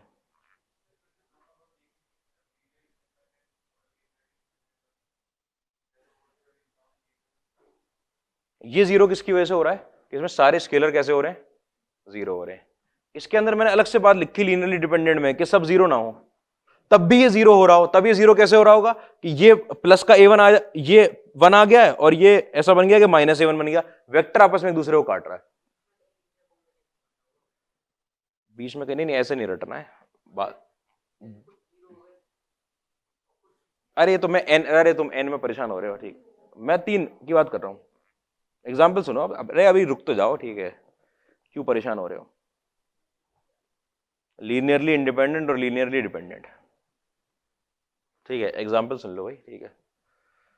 दो मैंने वेक्टर लिए भैया पैरेलल, ये क्या वेक्टर पैरेलल है क्या, ये वेक्टर पैरेलल है, ठीक है, ए वेक्टर और बी वेक्टर ऐसे करके। आपको पता है अभी आप यहां पर ए वेक्टर को आप क्या नहीं लिख सकते, लेमडा बी वेक्टर लिख सकते हो यहां पर ए वेक्टर को, लेकिन यहां पर लिख सकते हो आप लेमडा बी वेक्टर, ठीक है। ये ए वेक्टर माइनस में लेमडा बी वेक्टर कैसा आ गया, लीनियर कॉम्बिनेशन 0। बताओ यहां पर आ रहा है कि लीनियर कॉम्बिनेशन 0, माइनस में lambda b vector is not equal to 0। तो जब जब आपका इनका लीनियर कॉम्बिनेशन 0 नहीं आ रहा, लीनियर कॉम्बिनेशन 0 नहीं आ रहा, तब आप क्या बोलोगे, ये वेक्टर दोनों ए वेक्टर और बी वेक्टर कैसे हैं, लीनियरली इंडिपेंडेंट। यहां पर लीनियर कॉम्बिनेशन 0 आ गया तो ये कैसे हैं, लीनियरली डिपेंडेंट। ये लीनियरली डिपेंडेंट हुए और ये कैसे हुए आपके पास, लीनियरली इंडिपेंडेंट हुए। अच्छा, अगर लीनियर कॉम्बिनेशन 0 आ रहा हो, अगर लीनियर कॉम्बिनेशन 0 आ रहा हो लीनियरली इंडिपेंडेंट वेक्टर में, तो वो किसकी वजह से आ रहा होगा, स्केलर की वजह से। कि स्केलर खुद कैसे, यहां भी 0 लग जाएगा, यहां भी 0 लग जाएगा, तब तो आना ही है 0, कोई परेशानी की बात नहीं है इसमें। लिख लो जल्दी जल्दी इसको, तो एग्जाम्पल को देखो, लीनियरली इंडिपेंडेंट और लीनियरली डिपेंडेंट वेक्टर देख लिए, ठीक है। और एग्जाम्पल सुनना कि अगर आपके पास मान लो आई कैप एंड जे कैप, ये दो वेक्टर हैं, ठीक है। मैंने यहां पर लिखा कि एक्स आई कैप प्लस में वाई जे कैप, ठीक है, यहां पर भी लिख दिया एक्स आई कैप प्लस में वाई जे कैप। बताओ एक्स और वाई मेरे पास स्केलर क्वांटिटी है, अगर ये 0 आ रहा है, ठीक है, तो कब पॉसिबल है, ये 0 कब पॉसिबल है। ऐसा तो हो नहीं सकता कि यहां पर ये आई कैप बन जाए और ये माइनस का आई कैप बन जाए, तो कट जाए आपस में। जब दोनों एक्स और वाई 0 होंगे, x is equal to y is equal to 0, ठीक है, ये 0 होंगे। अगर ऐसा हो रहा है तो इसका मतलब कौन से वेक्टर, वेक्टर कौन से लिए गए हैं, i cap and j cap, कैसे वेक्टर हो गए, लीनियरली इंडिपेंडेंट, ठीक है। और अगर आपके पास x not equal to x और y जो है वो 0 नहीं है, x 0 नहीं है या फिर y 0 नहीं है, तो ये कभी 0 नहीं आ सकता। तो इसका मतलब अगर आपने नॉन जीरो स्केलर मल्टीप्लाई किए हैं तो लीनियर कॉम्बिनेशन 0 नहीं आ रहा। क्यों, क्योंकि वेक्टर कैसे हैं, लीनियरली इंडिपेंडेंट, लीनियरली इंडिपेंडेंट। बात समझ में आ रही है, अभी भी नहीं समझ में आई कि अगर आपके पास कोई स्केलर मल्टीप्लाई हुआ और लीनियर कॉम्बिनेशन 0 आ रहा है तो वो क्यों 0 आएगा, क्योंकि स्केलर 0 है। अगर आपके स्केलर नॉन जीरो है तो ये कभी 0 नहीं आ सकता। क्यों नहीं 0 आ सकता, क्योंकि जो दो वेक्टर का आपने लीनियर कॉम्बिनेशन लिखा है वो कैसे हैं, linearly independent, linearly independent.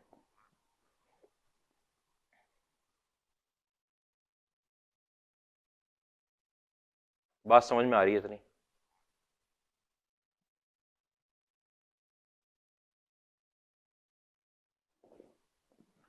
Results देखना,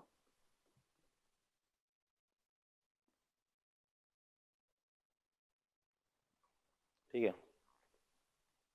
टू वेक्टर्स, पहला result, in a plane, two vectors in a plane are linearly dependent only if they are collinear, या क्या बोलेंगे, पैरेलल। ठीक है, तभी वो लीनियरली डिपेंडेंट होंगे जब वो कोलिनियर होंगे किसी भी प्लेन के अंदर। एक प्लेन में वेक्टर कैसा दिखा आपको, आपको ये दिख गया ये वाली चीज कि पैरेलल वेक्टर ऐसे होती है। ये जो एग्जांपल अभी दिया था कि ये ए वेक्टर आया और ये बी वेक्टर आया, अगर वो पैरेलल है तो ए वेक्टर को आप क्या लिख सकते हो, लेमडा टाइम्स बी वेक्टर। तो ए वेक्टर माइनस में लेमडा टाइम्स बी वेक्टर की वैल्यू कितनी आ जाएगी, 0 आ जाएगी। जहां पे इसका जो कॉम्पोनेंट आ रहा है ए वेक्टर के साथ कितना लगा हुआ है, अरे क्या लगा ए वेक्टर के साथ, 1 लगा हुआ है, 0 तो नहीं हो रहा, वो 0 बिना स्केलर के 0 हुए। अगर वेक्टर का लीनियर कॉम्बिनेशन 0 हो रहा है, इसका मतलब ए और बी कैसे हो गए, linearly dependent. A vector and b vector are linearly dependent. तो कोलिनियर वेक्टर जो होते हैं, कोलिनियर वेक्टर वो कैसे होते हैं, लीनियरली डिपेंडेंट। अगर नॉन कोलिनियर हो गए तो नॉन पैरेलल होंगे, नॉन पैरेलल होंगे तो नहीं होंगे, लीनियरली इंडिपेंडेंट होंगे। दूसरा रिजल्ट वही तो लिख रहा हूं, वही तो लिखने जा रहा हूं। If vectors in a plane are non-collinear, then they are linearly independent। अगर नॉन कोलिनियर वेक्टर है, नॉन कोलिनियर वेक्टर है ऐसे आ गए, डायरेक्शन ही अलग अलग, डायरेक्शन ही अलग अलग है। आपको पता है ए वेक्टर कभी भी बराबर नहीं होगा लेमडा बी वेक्टर के, ऐसा नहीं होगा तो ए वेक्टर माइनस में लेमडा बी वेक्टर 0 नहीं होगा। आपने बोला कि linear combination is not equal to 0, linear combination अगर 0 नहीं, दो तरीके से बात बोली जाती है कि अगर लीनियर कॉम्बिनेशन 0 हो जाता तो लीनियरली इंडिपेंडेंट के लिए क्या जरूरी था कि स्केलर कैसे हो जाए, 0। यहाँ स्केलर कितना है, यहाँ पर 1 है, 0 तो हो नहीं रहा। इसका मतलब लीनियर कॉम्बिनेशन क्या नहीं होगा, 0 नहीं होगा, 0 नहीं।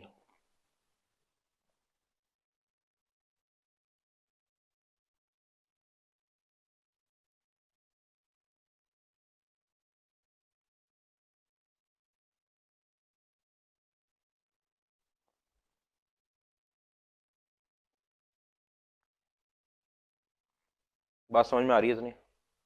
तीसरा पॉइंट देखना, any vector in a plane, ये सब बहुत काम के पॉइंट है। In a plane can be written as linear combination of two linearly independent vectors. Plane का कोई भी वेक्टर आप दो लीनियरली इंडिपेंडेंट वेक्टर के लीनियर कॉम्बिनेशन की तरह लिख सकते हो। कैसे, आपके पास यहां पे पड़ा हुआ है कोई बी वेक्टर, यहां पे पड़ा हुआ है आपके पास कोई ए वेक्टर, और यहां पड़ा हुआ है आपके पास आर वेक्टर। ठीक है, आप इन सबको मिला के लाए, कैसे मिला के लाए कि इनका इनिशियल पॉइंट मिला दिया मैंने। अगर मैंने इनिशियल पॉइंट मिला दिया, ये मेरे पास पड़ा था ए वेक्टर, ये मेरे पास पड़ा था बी वेक्टर, ठीक है, और ये मेरे पास पड़ा था आर वेक्टर। पैरेलल शिफ्टिंग कर दी मैंने वेक्टर की, कोई फर्क तो पड़ता नहीं है, ये हो गया। ठीक है, आपको पता है कि आप आर वेक्टर को अगर मैं पैरेललोग्राम बनाना चाहूं, पैरेललोग्राम बनाना चाहूं तो मैं कैसे लिखूंगा, ठीक है, कि यहां तक तो ये पूरा जो वेक्टर आ गया, ये तो मेरे पास कुछ x मल्टीप्लाई करके x से वेक्टर हो गया, यहां तक जो पूरा वेक्टर आ गया मेरे पास y मल्टीप्लाई करके y भी वेक्टर हो गया। अब आपका पैरेललोग्राम तैयार है आर के अराउंड। अब आर वेक्टर को आप कैसे लिख सकते हो, अरे कैसे लिख सकता हूं, x ए वेक्टर प्लस में y भी वेक्टर लिखा जा सकता है ऐसे कि नहीं लिखा जा सकता, कोई परेशानी तो नहीं है इसके अंदर। ठीक है, ये एक वेक्टर जो प्लेन का कोई भी वेक्टर था आर वेक्टर, वो कहीं भी हो सकता था, उसे मैंने दो लीनियरली इंडिपेंडेंट वेक्टर के लीनियर कॉम्बिनेशन में लिख दिया। अच्छा, लीनियरली इंडिपेंडेंट क्यों है ए और बी, ए और बी लीनियरली इंडिपेंडेंट है, कैसे पता चल रहा है, नॉन कोलिनियर है, ए और बी नॉन कोलिनियर है, पैरेलल नहीं है, तो वो कैसे है, लीनियरली इंडिपेंडेंट। तो कोई भी आर वेक्टर अगर आया तो वो दो लीनियरली इंडिपेंडेंट वेक्टर के लीनियर कॉम्बिनेशन में लिखा जा सकता है। ठीक है, अच्छा अगर मेरे पास दो लीनियरली डिपेंडेंट वेक्टर हो जाते, ठीक है, ये मेरे पास आ गया ए वेक्टर, ये आ गया मेरे पास बी वेक्टर, ये मेरे पास आ गया आर वेक्टर। बताओ, ये लिखा है ए, यहां लिखा है बी, सबको एक साथ मिला दिया, ए वेक्टर यहां तक आया, बी वेक्टर यहां तक आया, और आर वेक्टर यहां जा रहा है। मैं क्या मल्टीप्लाई करूं एक्स के अंदर, मैं एक्स के अंदर कुछ भी मल्टीप्लाई कर लूंगा और बी सॉरी ए के अंदर कुछ ही मल्टीप्लाई कर लूंगा और बी के अंदर ही मैं कुछ ही मल्टीप्लाई कर लूंगा, आपको पता है ए वेक्टर में कुछ ही मल्टीप्लाई करूंगा इसी डायरेक्शन में बढ़ेगा, बी वेक्टर में कुछ भी करूंगा इसी डायरेक्शन में बढ़ेगा, दोनों को ऐड कर दूंगा इसी डायरेक्शन में। क्या इस डायरेक्शन का वेक्टर कभी आ पाएगा? कभी नहीं आ पाएगा। क्योंकि ये दोनों वेक्टर ए और बी कैसे थे? Linearly dependent. अगर दो लीनियरली डिपेंडेंट लिए हैं तो आप सारे वेक्टर नहीं बता सकते प्लेन में, तब आप सिर्फ क्या बता सकते हो? ठीक है, ये कभी भी आपका कभी आर वेक्टर के बराबर नहीं होगा। हाँ, अगर ऐसा होता, रख दो 0, y की वैल्यू 0, तो एक ही तो डायरेक्शन रही है। अरे किसको रिप्रेजेंट करना है मुझे? आर वेक्टर से यहां पे किया था।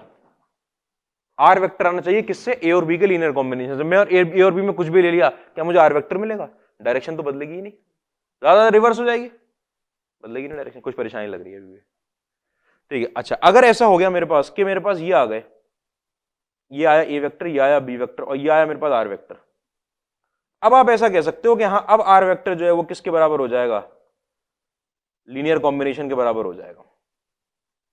ठीक है, अब सुनना, ये तीनों वेक्टर भी प्लेन में थे, ये आपके पास लीनियरली डिपेंडेंट वेक्टर थे, ये प्लेन का एक वेक्टर बाकी दोनों के किस में लिख दिया गया? लीनियर कॉम्बिनेशन में। लेकिन मैंने क्या बात करी है, यहां पर एक बहुत अच्छा वर्ड लिखा हुआ है, यानी कोई वेक्टर। क्या कोई भी वेक्टर लिख सकते हो? क्या नहीं, स्पेशल केस वाला वेक्टर लिख सकते हो सिर्फ आपके, जो ए और बी की ही डायरेक्शन में चला जाए, वो वेक्टर तो लिख लिया जाएगा लीनियर कॉम्बिनेशन में। लेकिन अगर कोई और वेक्टर आ गया उसे नहीं लिख सकते। इस केस में क्या था, ऊपर वाले में आपका कोई भी आ जाता आर वेक्टर, कोई भी आर वेक्टर ऐसे आ जाता, आपको पता है आपका ए ऐसे जा रहा है, आपका बी ऐसे जा रहा है, आपका आर ऐसे जा रहा है। ठीक है, आप ए के साथ लीनियर कॉम्बिनेशन ही तो बनाता है, माइनस लगा देते ए के साथ, माइनस लगाते थे, माइनस एक्स लेते, उसको वी लेते, ये बन जाता आपका आर वेक्टर। इसका मतलब कोई भी वेक्टर किसी भी प्लेन का दो लीनियरली इंडिपेंडेंट वेक्टर के लीनियर कॉम्बिनेशन में लिखा जा सकता है। बहुत बड़ा स्टेटमेंट है, कोई भी वेक्टर किस प्लेन का लीनियर कॉम्बिनेशन में लिखा जाता है दो वेक्टर के, ठीक है, लिखा जा सकता है। लेकिन अगर आपके पास दो लीनियरली डिपेंडेंट वेक्टर आ गए, जैसे यहां पर लिया मैंने, तो कोई भी वेक्टर अगर आपने ले लिया, अगर आपने स्पेशल केस लिया तो ठीक है लिख लोगे, लेकिन एनी केस ले लिया अगर आपने तो आप नहीं लिख सकते लीनियर कॉम्बिनेशन। ठीक है, तो ये लीनियरली, तो आपको कोई भी वेक्टर रिप्रेजेंट करने के लिए दो लीनियरली इंडिपेंडेंट वेक्टर चाहिए होते हैं। इसीलिए एक्स वाई प्लेन में एक आई कैप और एक जे कैप से, दो लीनियरली इंडिपेंडेंट से सारे वेक्टर लिखे जा सकते हैं। एक्सेप्शनल केस ही होता है कि हाँ भाई उसी डायरेक्शन में आ गया तो क्या परेशानी है, तो लिख दो।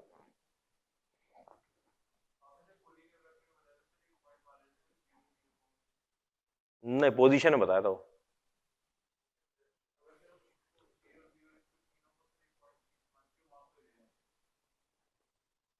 नहीं नहीं, जब वेक्टर ऐसे दे रखा है, अगर मुझे पॉइंट रिप्रेजेंट होता तो वो ओरिजिन पे जाता। इस पॉइंट को थोड़ी यार वेक्टर रिप्रेजेंट कर रहा है, इस लेंथ को कर रहा है, इस लेंथ को, तो इनको मैंने सबको ओरिजिन पे लगा लिया वहां ले जाकर। ये ऐसा मानते हैं ओरिजिन पे लगाया है। बताते ना दो तरीके से वेक्टर रिप्रेजेंट होगा। ठीक है, वेक्टर दो तरीके से रिप्रेजेंट होता है कि दो पॉइंट लिए, उनको मिला इस पॉइंट का पोजीशन वेक्टर अलग, इसका पोजीशन वेक्टर अलग, तब तो ठीक है आप ओरिजिन से मिला रहे हो उसको। लेकिन अगर वेक्टर ऐसा दे रखा है तो ये खुद ही पोजीशन वेक्टर है, लेंथ क्या कर रही है? मैग्नीट्यूड रिप्रेजेंट कर रही है, डायरेक्शन रिप्रेजेंट कर रहा है। ठीक है, इतनी बात में परेशानी नहीं है, ये बात समझ में आ रही है? ठीक है, अच्छा इसी से चौथा पॉइंट निकालूंगा, या इसी का चलो तीसरे का एक कोरोलरी समझाता हूं आपको।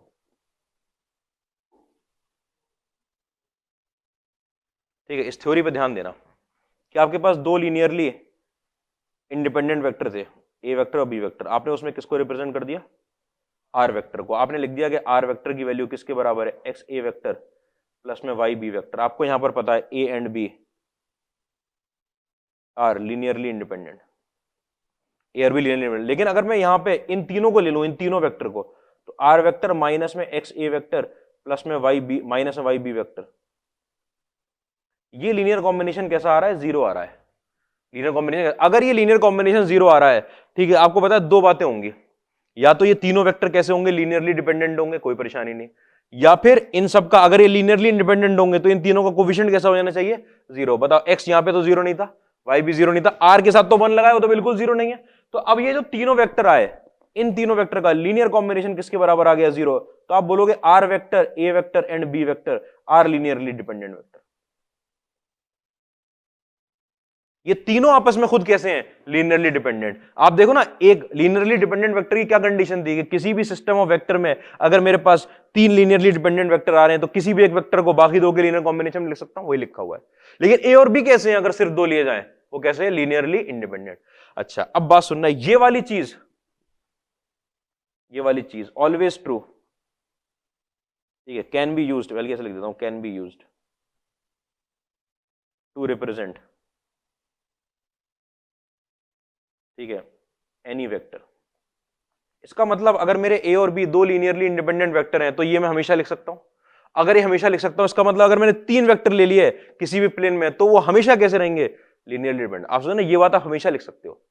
अगर ये वाला और ये वाला वेक्टर कैसा है, नॉन कोलिनियर है, नॉन कोलिनियर, तो ये वाली बात हमेशा ट्रू है। अगर ये वाली बात हमेशा ट्रू है तो ये वाली बात हमेशा ट्रू है। अगर ये वाली बात हमेशा ट्रू है, इसका मतलब 3 वेक्टर आप प्लेन में लो तो वो हमेशा कैसे आएंगे, लीनियरली डिपेंडेंट, ठीक है। 3 vectors in a plane are always linearly dependent. ये कोरोलरी थी, 3 vectors in a plane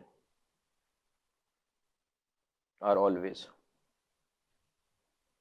linearly dependent, हमेशा लीनियरली डिपेंडेंट रहेंगे।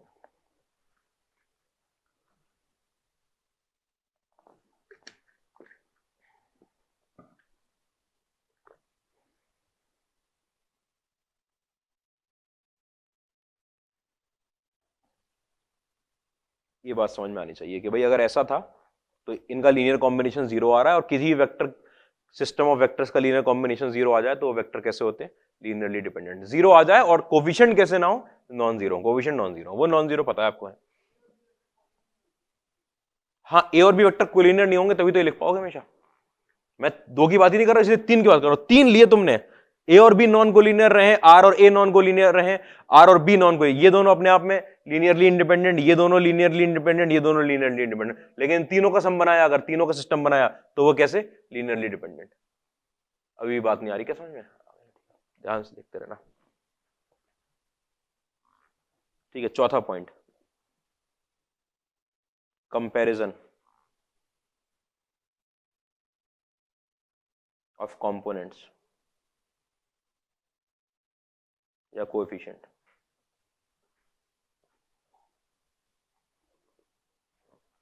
ठीक है, आपने माना,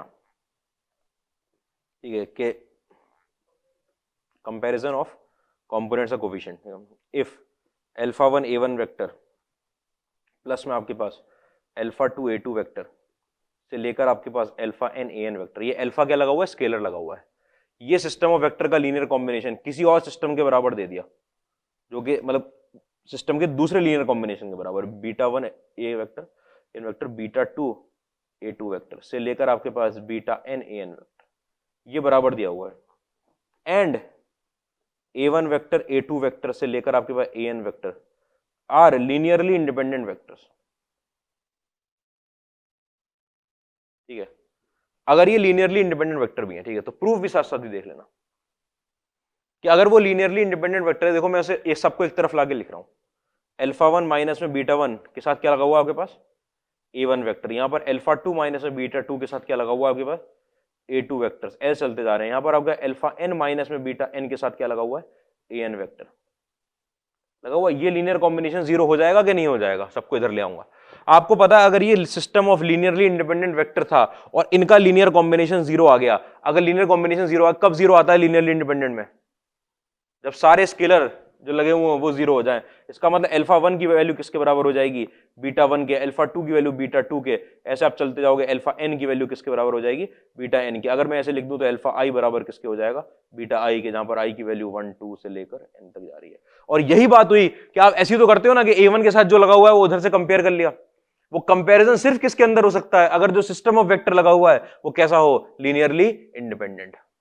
इसीलिए आईजेके जो है, अभी बताया आईजेके कैसे होते हैं, नॉन कोलिनियर होते हैं ना, वो अपने आप में system of linearly independent vector होता है आईजेके। इसलिए आईजेके अगर इधर लिखा हो और इधर लिखा हो तो हम कंपेयर कर सकते हैं, वरना नहीं कर पाते।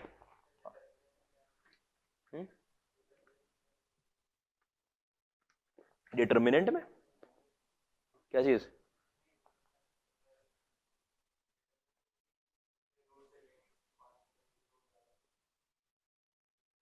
समझ नहीं पा रहा हूं मैं क्या बताना चाह रहे हो।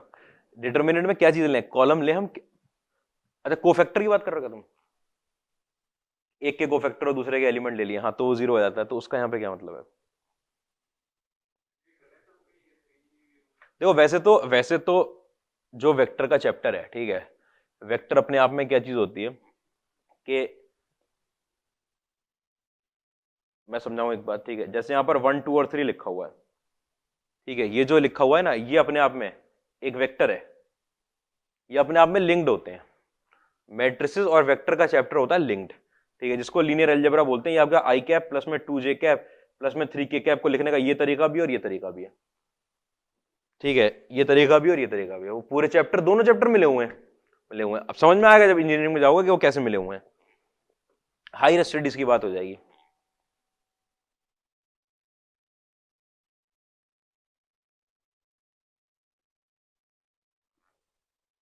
तो वो कुछ उससे इसीलिए लिंक आ जाता है।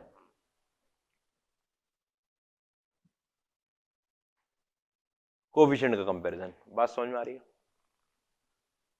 आप हमेशा नहीं कर सकते हो कोफिशिएंट कंपेयर, ठीक है। आप आईजेके में क्यों करवा रहे हो? क्योंकि वो अपने आप में लीनियरली डिपेंडेंट। आपका i cap, j cap and k cap are linearly independent vectors, ठीक है। ये लीनियरली, इसके बारे में बात आएगी। आप कहोगे सर 3 वेक्टर तो आपने अभी बताए कि वो लीनियरली डिपेंडेंट होते हैं हमेशा। ये एक प्लेन के हैं क्या 3 वेक्टर? ये तीन, ये अलग अलग 3 डायमेंशन में चले गए, तो इसलिए वो लीनियर 3 डायमेंशन की भी बात नहीं शुरू करिए इसके ऊपर, ठीक है। आओ क्वेश्चन पे आते हैं।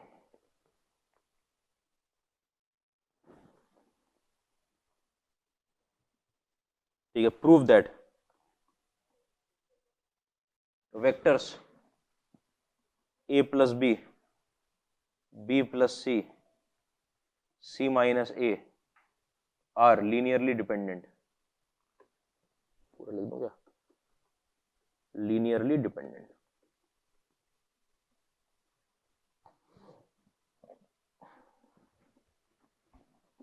प्रूफ करना है आपको कि वो लीनियरली डिपेंडेंट है। इस प्रूफ के लिए हमको क्या चाहिए होता है? वी नीड टू फाइंड, हमें चाहिए λ1, λ2, λ3 belonging to R, not all zero. Non zero lambda निकालना है कि अगर आपको ऐसा लेमडा मिल गया कि वो linear combination non zero lambda, जिसका लीनियर कॉम्बिनेशन जीरो दे रहा है आपको, तो कैसे हो जाएंगे तीनों लीनियरली डिपेंडेंट? ऐसे लिखो, देखो आपने इसको लिख लिया, पी वेक्टर की वैल्यू किसके बराबर आ गई? ए प्लस बी के बराबर, ठीक है। क्यू वेक्टर की वैल्यू किसके बराबर आ गई? बी प्लस सी के बराबर। और आर वेक्टर की वैल्यू किसके बराबर आ गई? सी माइनस ए के बराबर, ठीक है। इतनी बात में कोई परेशानी नहीं है। मैंने क्या किया, मैंने लिखा एक लीनियर कॉम्बिनेशन बनाया। लीनियर कॉम्बिनेशन बनाया मैंने एक्स के साथ पी वेक्टर का, प्लस में वाई के साथ क्यू वेक्टर का, प्लस में जेड के साथ मैंने आर वेक्टर का। मतलब मैंने किसका बना लिया? एक्स के साथ ए प्लस बी का, प्लस में वाई के साथ बी प्लस सी का, प्लस में जेड के साथ सी माइनस ए का, ये बना लिया। अब आपसे पूछा जा रहा है क्या ऐसी नॉन जीरो वैल्यू मिल रही है जिसके लिए ये लीनियर कॉम्बिनेशन जीरो हो जाए? ऐसा लीनियरली डिपेंडेंट का मतलब है कि नॉन जीरो लेमडा चाहिए। We need to find such that linear combination is equal to zero. मुझे बताओ, एक्स की वैल्यू अगर मैंने 1 रख दी तो ये कितना बन जाएगा? ए प्लस बी। वाई की वैल्यू अगर मैंने -1 रख दी है, माइनस में बी प्लस सी।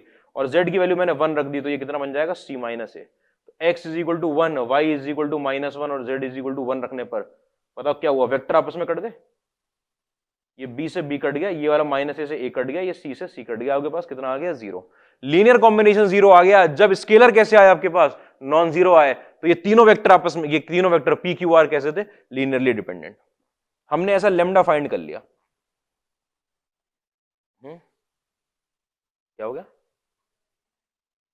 हाँ, हिट एंड ट्रायल, पुट करके सिंपल क्वेश्चन पुट करके देखना।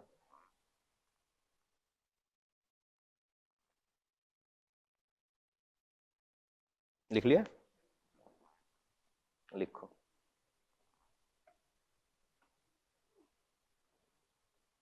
In triangle O A B क्या दे रखा? E is the mid point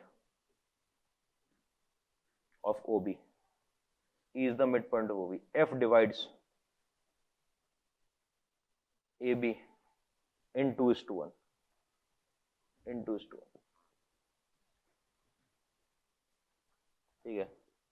Then OP upon OF की वैल्यू कितनी होगी, where P is the intersection point of OF and AE।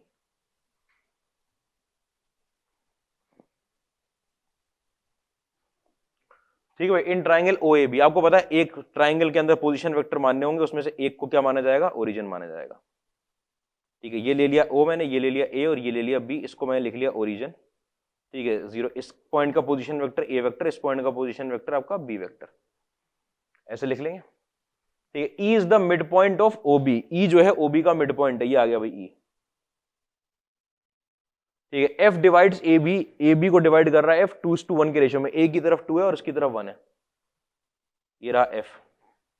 किस रेशियो में डिवाइड कर रहा है, इधर 1 है और इधर 2 है, A की तरफ 2 है और B की तरफ 1 है। ठीक है, OP बाई OF की वैल्यू निकालनी है, OP बाई OF, जहां पे P क्या है, इंटरसेक्शन पॉइंट ऑफ OF। अच्छा, OF और AE का इंटरसेक्शन पॉइंट, ये P है। आपको क्या निकालना है, OP बाई OF निकालना है। ठीक है, आपको पता है, आपको अगर ये निकालना है, मैंने इसको लैम्डा इज टू 1 रख दिया, तो इसको मैं म्यू इज टू 1 रखूंगा।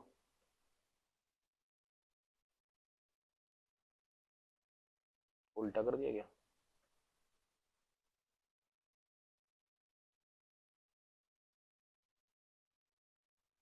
ऐसे करके। ठीक है, क्या तरीका क्या होता है कि P को आप निकाल लो एक बार लैम्डा की तरफ से, एक बार म्यू की तरफ से, एक बार लैम्डा की तरफ से, एक बार म्यू की तरफ से। उससे पहले आप E को निकालोगे तो आपको पता है E का पोजीशन वेक्टर B/2 आ जाएगा। ठीक है, अच्छा F 2:1 के रेशियो में डिवाइड कर रहा है, तो आपके पास A plus 2B divide by 2 आ जाएगा, डिवाइड बाई 3।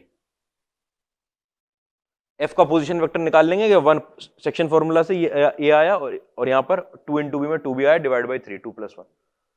ठीक है, हाँ भाई, P की वैल्यू निकालनी शुरू करनी है। P की वैल्यू लैम्डा की तरफ से, लैम्डा की तरफ से निकालूंगा तो लैम्डा टाइम्स आपके पास A वेक्टर प्लस में 2B वेक्टर डिवाइड बाई 3। ठीक है, और प्लस में 0। ठीक, और नीचे क्या आएगा आपके पास, लैम्डा प्लस 1। ये तो आ गया आपके पास P। ठीक, मतलब इधर से अगर P लिख लिया जाए तो P आपके पास आया है lambda upon 3 times lambda plus 1 into A vector plus में 2 लैम्डा अपॉन 3 में लैम्डा प्लस 1 के साथ B वेक्टर। ये निकल कर आया, देख लो, 3 नीचे चला जाएगा, ये lambda A plus 2 lambda B। ठीक है, ये तो P वेक्टर लैम्डा की तरफ से आया। अच्छा, अब P का पोजीशन वेक्टर म्यू की तरफ से, म्यू की तरफ से लोगे आप तो आएगा निकल के आपके पास A प्लस में mu times B/2 upon mu plus 1। Section formula लगा दिया, ये भी P आ गया, कोई परेशानी नहीं। अच्छा, इन दोनों ही P की वैल्यू में अगर, तो मैंने कंपेयर कर दिया भाई कि यहाँ पर A के नीचे लगा हुआ आपके पास म्यू प्लस 1 प्लस में म्यू B वेक्टर नीचे लगा हुआ 2 टाइम्स म्यू प्लस 1 की वैल्यू आपके पास लैम्डा A वेक्टर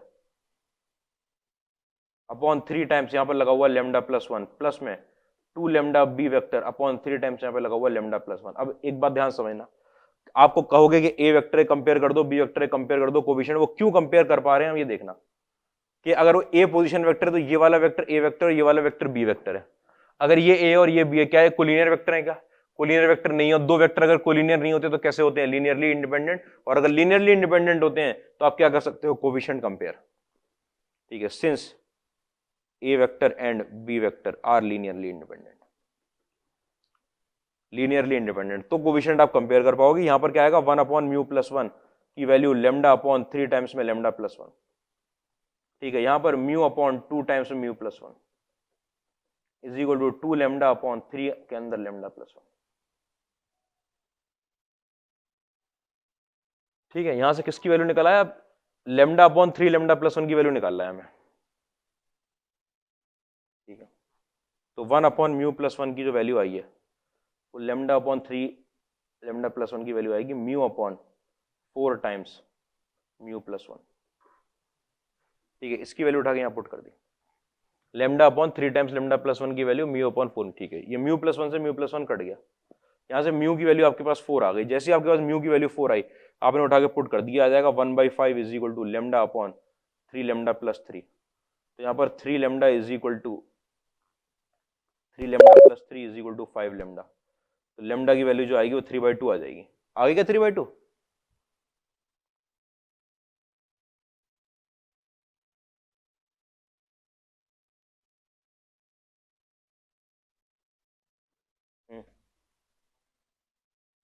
क्या हो गया?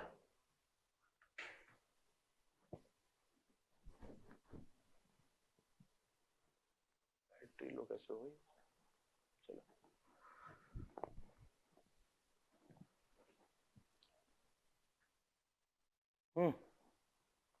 लेमडा की वैल्यू 3/2, लेकिन ये पूछे नहीं था आपसे लेमडा की वैल्यू।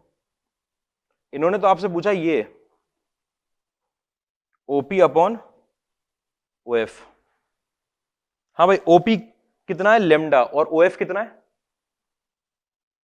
लेमडा +1 है, मतलब इन्होंने आपसे ये पूछा है। ये तो पहले आ गया तुम्हारे पास कि लेमडा अपॉन लेमडा +1 की वैल्यू, अगर म्यू की वैल्यू 4 है तो 1/5 is equal to lambda upon lambda 3 times lambda +1। Lambda upon lambda +1 कितना निकल कर आएगा? 3/5। OP upon OF 3/5। वो आप वहां से भी कर सकते थे कि 3 पार्ट्स ले लिया आपने और नीचे 5 पार्ट्स आ जाएंगे, 3 और 2 मिलाकर 3/5। ये रेशियो निकालना था ओपी बाई ओएफ का।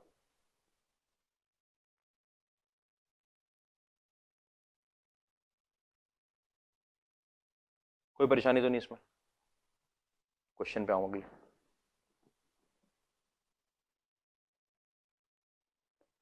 ठीक है, if a vector is equal to i plus j plus k, ठीक है, b vector is equal to 4i plus में 3j प्लस में 4k, and c vector is equal to i cap plus में alpha j cap plus में beta k cap are linearly independent vectors. ठीक है, and magnitude of सी की value कितनी है आपके पास? √3। देन ये आपसे पूछ रहे हैं, पहला option alpha is equal to 1, beta is equal to -1। दूसरा option alpha is equal to 1, beta is equal to +-1। तीसरा option alpha is equal to -1, beta is equal to +-1। चौथा option alpha is equal to +-1, beta is equal to 1।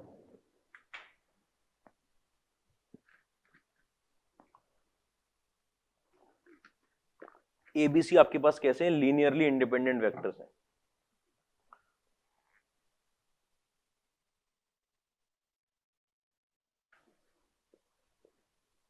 Linearly independent vectors.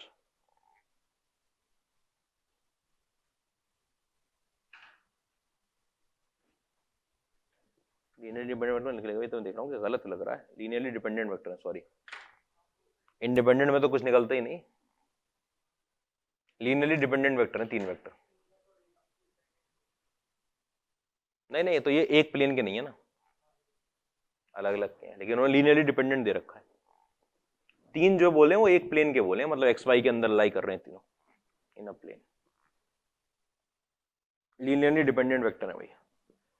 ठीक है, आपको पता है if a vector, b vector and c vector are linearly dependent, change कर लेना उसको, अगर वो लीनियरली डिपेंडेंट है तो आपको पता है आप सी वेक्टर को कैसे लिख सकते हो?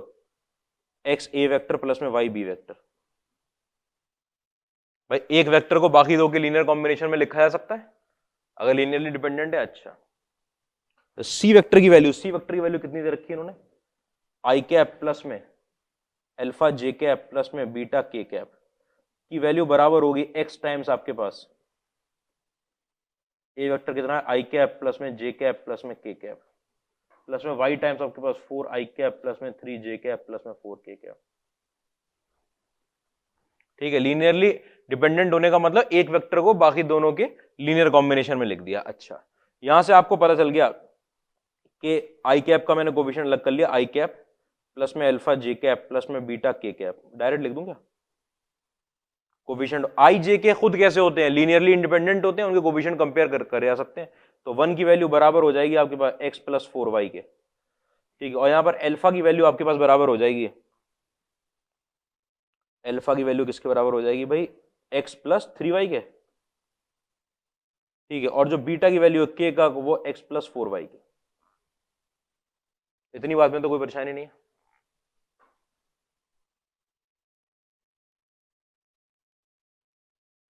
बीटा की वैल्यू, बीटा के का कोफिशिएंट है, तो के के साथ यहां x लगेगा और वहां पर 4y लगेगा। बीटा की वैल्यू 1 आ गई। अच्छा ठीक है, x प्लस 4y बराबर है बीटा इज इक्वल टू 1 आ गया। अगर बीटा की वैल्यू 1 आ गई तो आपको पता है कि आपको दे रखा है मैग्नीट्यूड ऑफ c किसके बराबर, √3 के बराबर। आपको मैग्नीट्यूड ऑफ c के बारे में पता है कि वो 1 प्लस एल्फा स्क्वायर प्लस में बीटा स्क्वायर किसके बराबर आ रहा है, 3 के बराबर। 3 के बराबर, जहां पर एल्फा स्क्वायर की वैल्यू किसके बराबर आ जाएगी, 1 के, तो एल्फा की वैल्यू किसके बराबर, ±1 के। जेईई एडवांस ने पूछा आपसे क्वेश्चन, सिंपल, एकदम एकदम सिंपल क्वेश्चन। वेक्टर पे तो खैर मुश्किल क्वेश्चन, जब मुश्किल क्वेश्चन होगा तो क्रॉस प्रोडक्ट के क्वेश्चन पे आपको ध्यान देना होता है कि वो मुश्किल होता है। लेकिन अगर आपको लीनियरली डिपेंडेंट के बारे में नहीं पता तो आप ये कंडीशन नहीं लगा पाओगे, ये वाली कंडीशन कि आपका एक वेक्टर बाकी दो के लीनियर कॉम्बिनेशन में लिखा जा सकता है।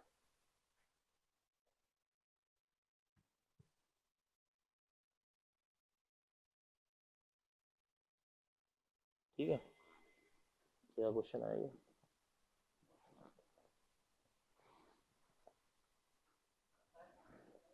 पता नहीं, साल नहीं पता, वो 13 का होगा,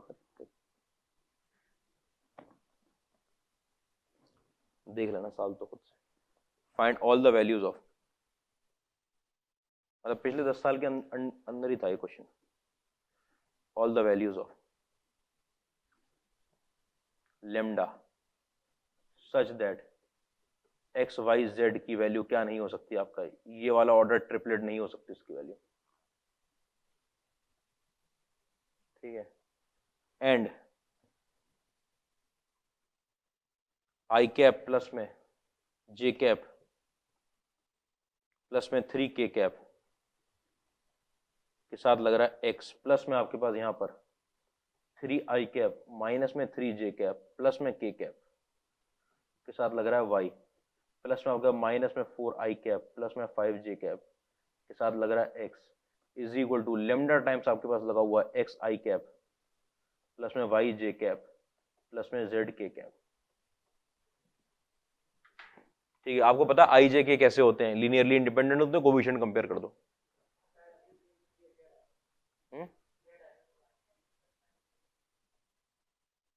z आएगा वहां पर, हाँ z है, z है।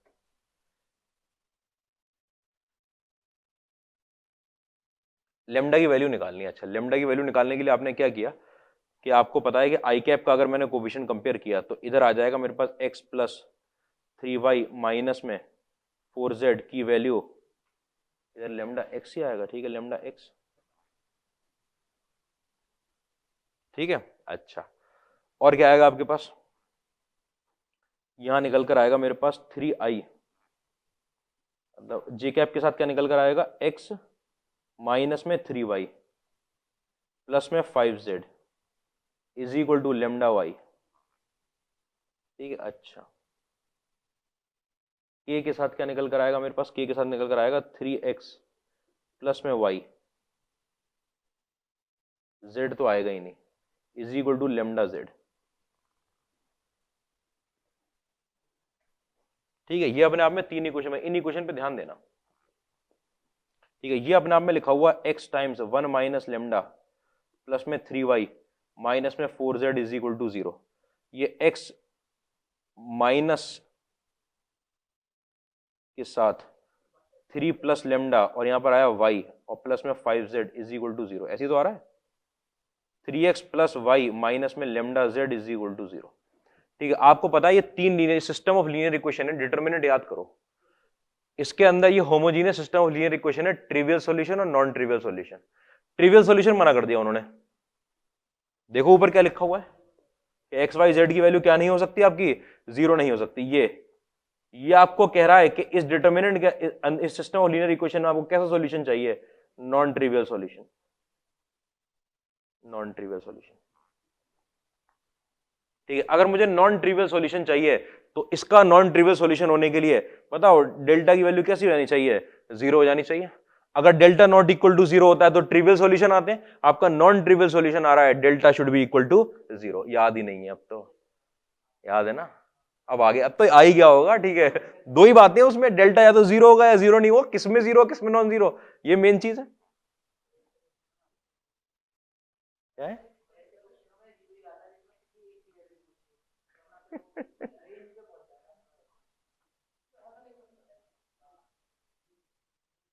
वो तो सिस्टम ऑफ लीनियर क्वेश्चन पे आता है, तो पढ़ा दिया पूरा, तो खत्म हो गया। तो आसान क्वेश्चन एकदम, कुछ नहीं, एक क्वेश्चन आसान क्वेश्चन, सबसे छोटे टॉपिक में से 4 नंबर, उसके 4 नंबर एरिया के मिल गए, तो पक्के नंबर है, कुछ उसमें जाना ही नहीं है, सिंपल क्वेश्चन उससे आता है छोटे छोटे टॉपिक में।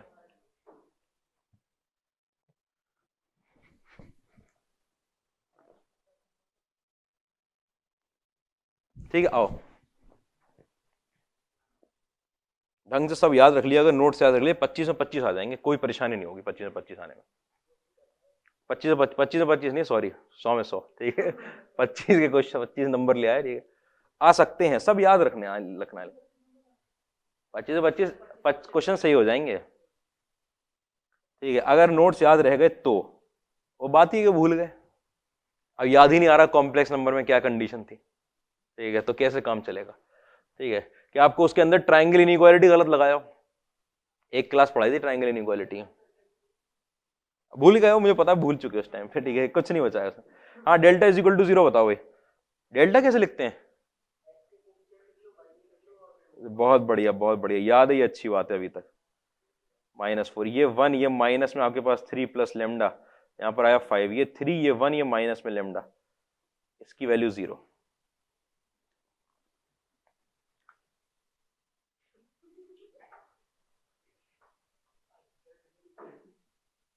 अब तो हमने लगाए, ये तो जब अपने आप लगे हुए आ जाते हैं तब की बात है ये, तब हम कंफ्यूज हो जाते हैं क्या आ गया।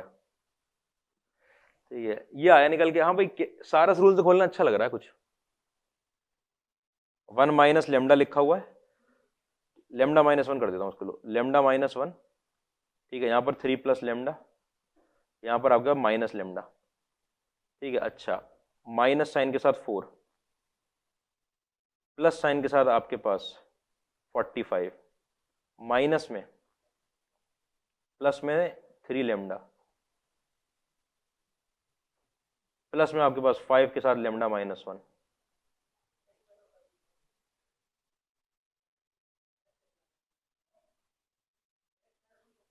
ऐसे इनको मल्टीप्लाई कर रहा हूं ना,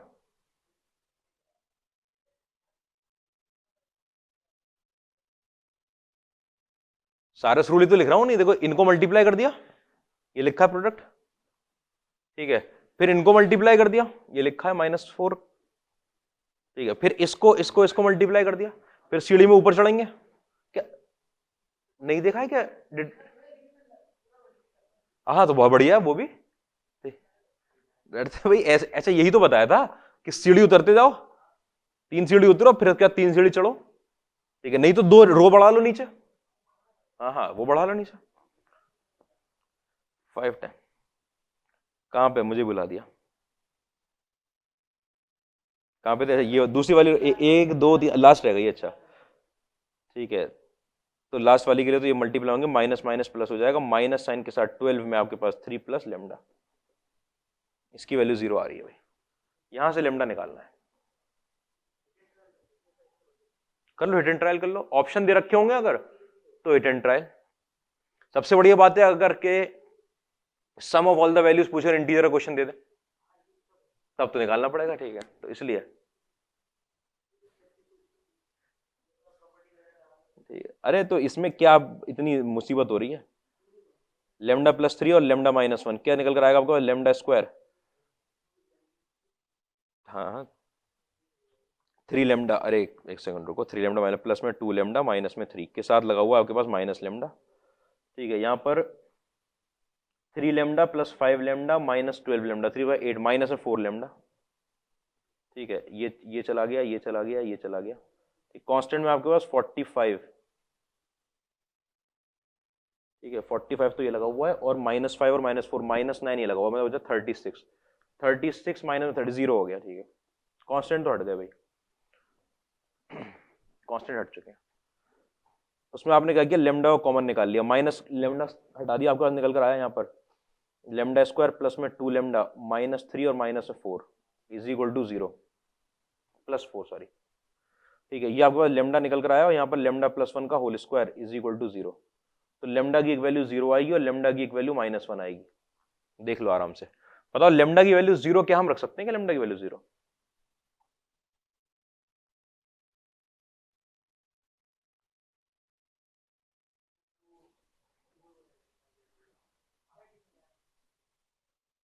अरे कुछ भी बोल रहे हो क्या? अगर लेमडा की वैल्यू मैंने 0 रखी, 0 ही बनेंगे? नहीं, ऐसा जरूरी थोड़ी। इसी क्वेश्चन में लेमडा मैंने 0 रख दिया, ऐसे ऊपर वाले में कह रहे हो? हाँ, ये लेमडा जो है अगर मैंने यहां पर 0 रख दिया तो ये वाला टर्म तो हट गया। तो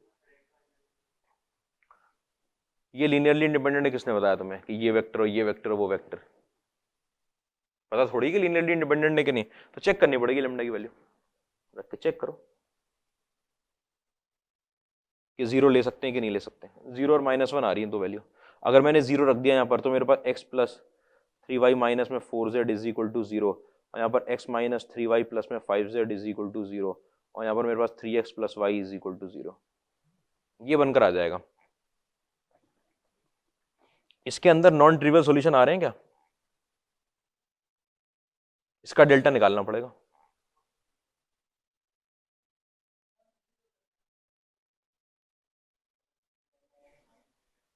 कहां पर?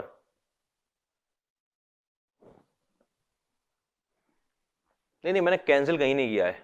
मैंने कहा ये वैल्यू 3 लेमडा आएगी, ये 5 लेमडा आएगी, ये माइनस में 12 लेमडा आएगी, तो -4 लेमडा बचेगा, वो लिखा है। तो मैं ये देख रहा था, मैंने 3 वैल्यू ले ली है। अच्छा, ये अच्छा क्वेश्चन लाया। कहां पर था भाई 3 लेमडा? 3 और लेमडा कहां मल्टीप्लाई, कौन सा वाला टर्म है? इससे पहले वाला टर्म। अच्छा, ये मल्टीप्लाई हो रहा होगा, वो तो ये रहा, इस सबसे पहले वाला टर्म, ये वैल्यू। हाँ देखो, ये वाला माइनस लेमडा आया है और एक माइनस हो आएगा पहले से। सारा रूल में ऐसा होता है ना कि एडिशन, एक बार प्लस वाले चलते हैं 3, फिर माइनस वाले, इसकी वजह से प्लस लिखा है वो। ठीक है, 2 वैल्यू आ गई लेमडा की, अब आप चेक कर लेना, lambda is equal to 0, lambda is equal to -1।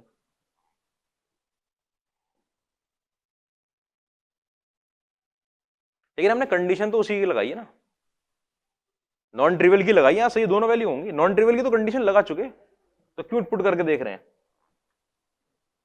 ये जो लेमडा की वैल्यू आई है निकल के, ये नॉन ट्रिवियली कंडीशन लगा के तो आई है। इस जगह पर आपको नॉन ट्रिवियल सॉल्यूशन मिलेगा, आपको नॉन ट्रिवियल सॉल्यूशन ही चाहिए, कोई परेशानी की बात नहीं है। ठीक है, तो यहां तक पे बात खत्म करते हैं, कोप्लेनरिटी कल स्टार्ट करेंगे।